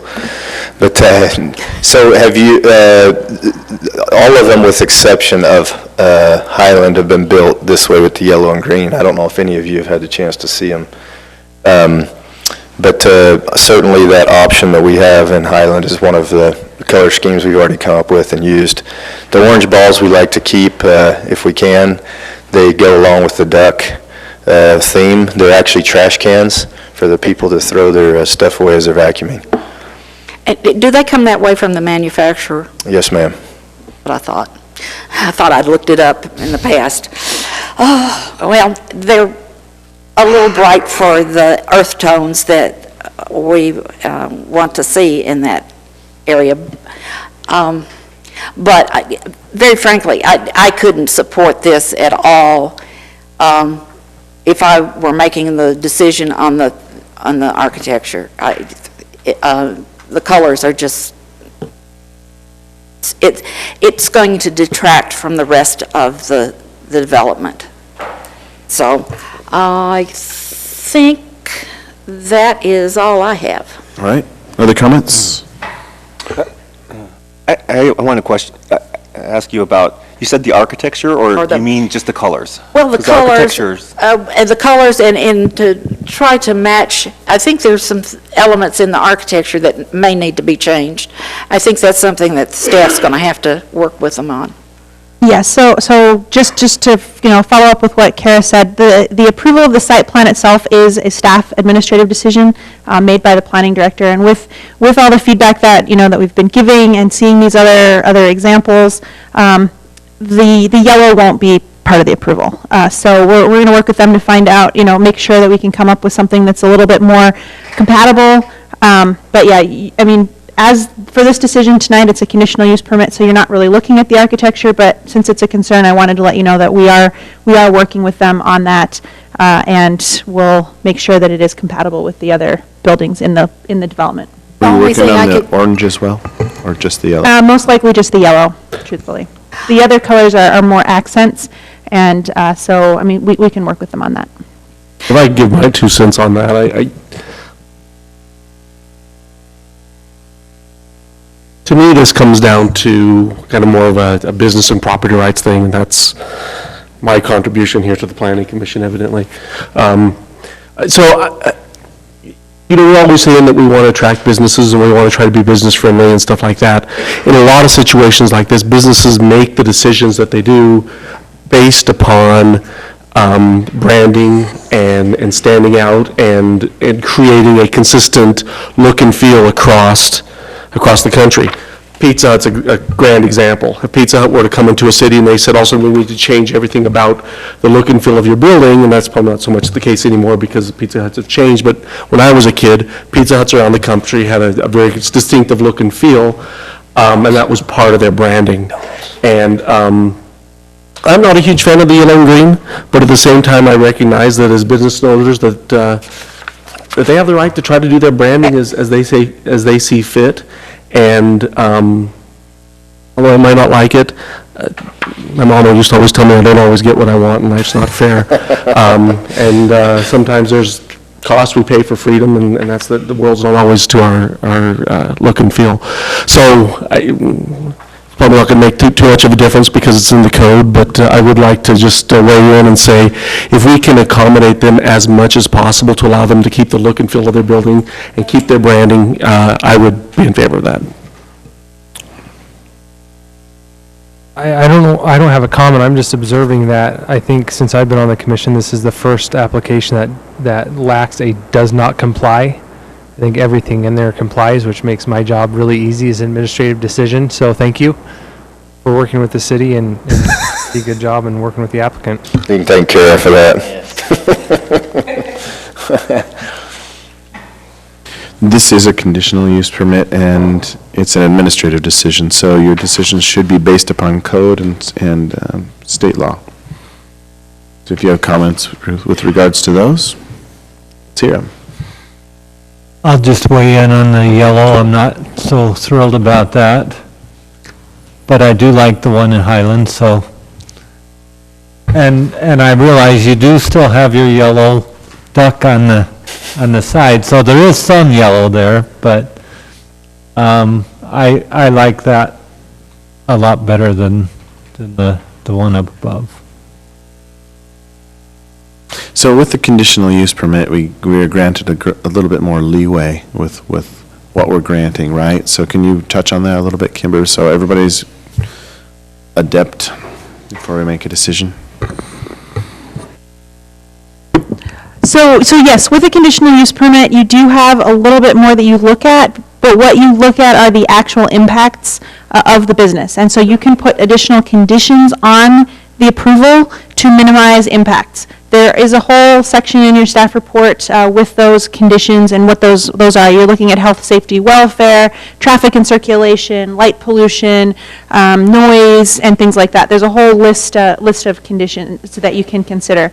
And so with the analysis and the recommendation, the conditions in the report are just those that would minimize, really it's the tunnel dampening is the only issue for minimizing noise.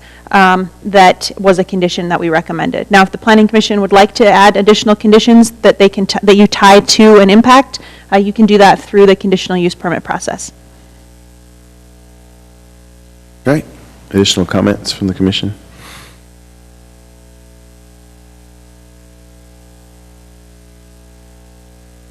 No? All right, well, let's see. I will entertain a motion. I move to forward a positive recommendation to the city council for the, wrong one? It's right there.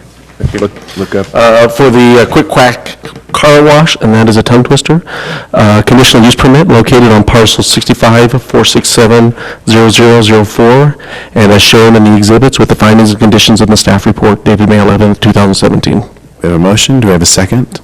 Second. We have a second. Is there a question on the motion? Kimber. A Kara. positive recommendation or approval.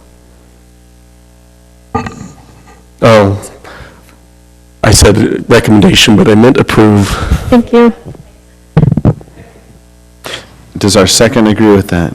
Any other questions on the motion? I have a question. Yes. This up, and it says conditional uses go to the council. I didn't think they did. Oh, because this is in the... Yes, the community plan. Okay, great. Aha. Any other questions? That's a good question. So I guess one question, where the council has to weigh in on the vacuums, is that going to be kind of held separate? Can we approve this and then that still be? Yeah, so city council's approval is, that will affect Kimber's, well, planning staff's site plan approval. So the way that this, because of the timing, it's weird that this part goes to you, the site plan goes to me, the vacuums go to council. What we did is this is conditioned, this is conditioned upon the council's approval of the car washes being conducted outside, which will take a couple minutes next week. So it's already a condition in there, it won't affect anything, and you're good to go. All right. All in favor? Aye. Any opposed? Motion passes unanimously. Thank you, commission. Thank you, staff. Appreciate it. Definitely. We're going to have a 5-minute break. Can we turn off the video?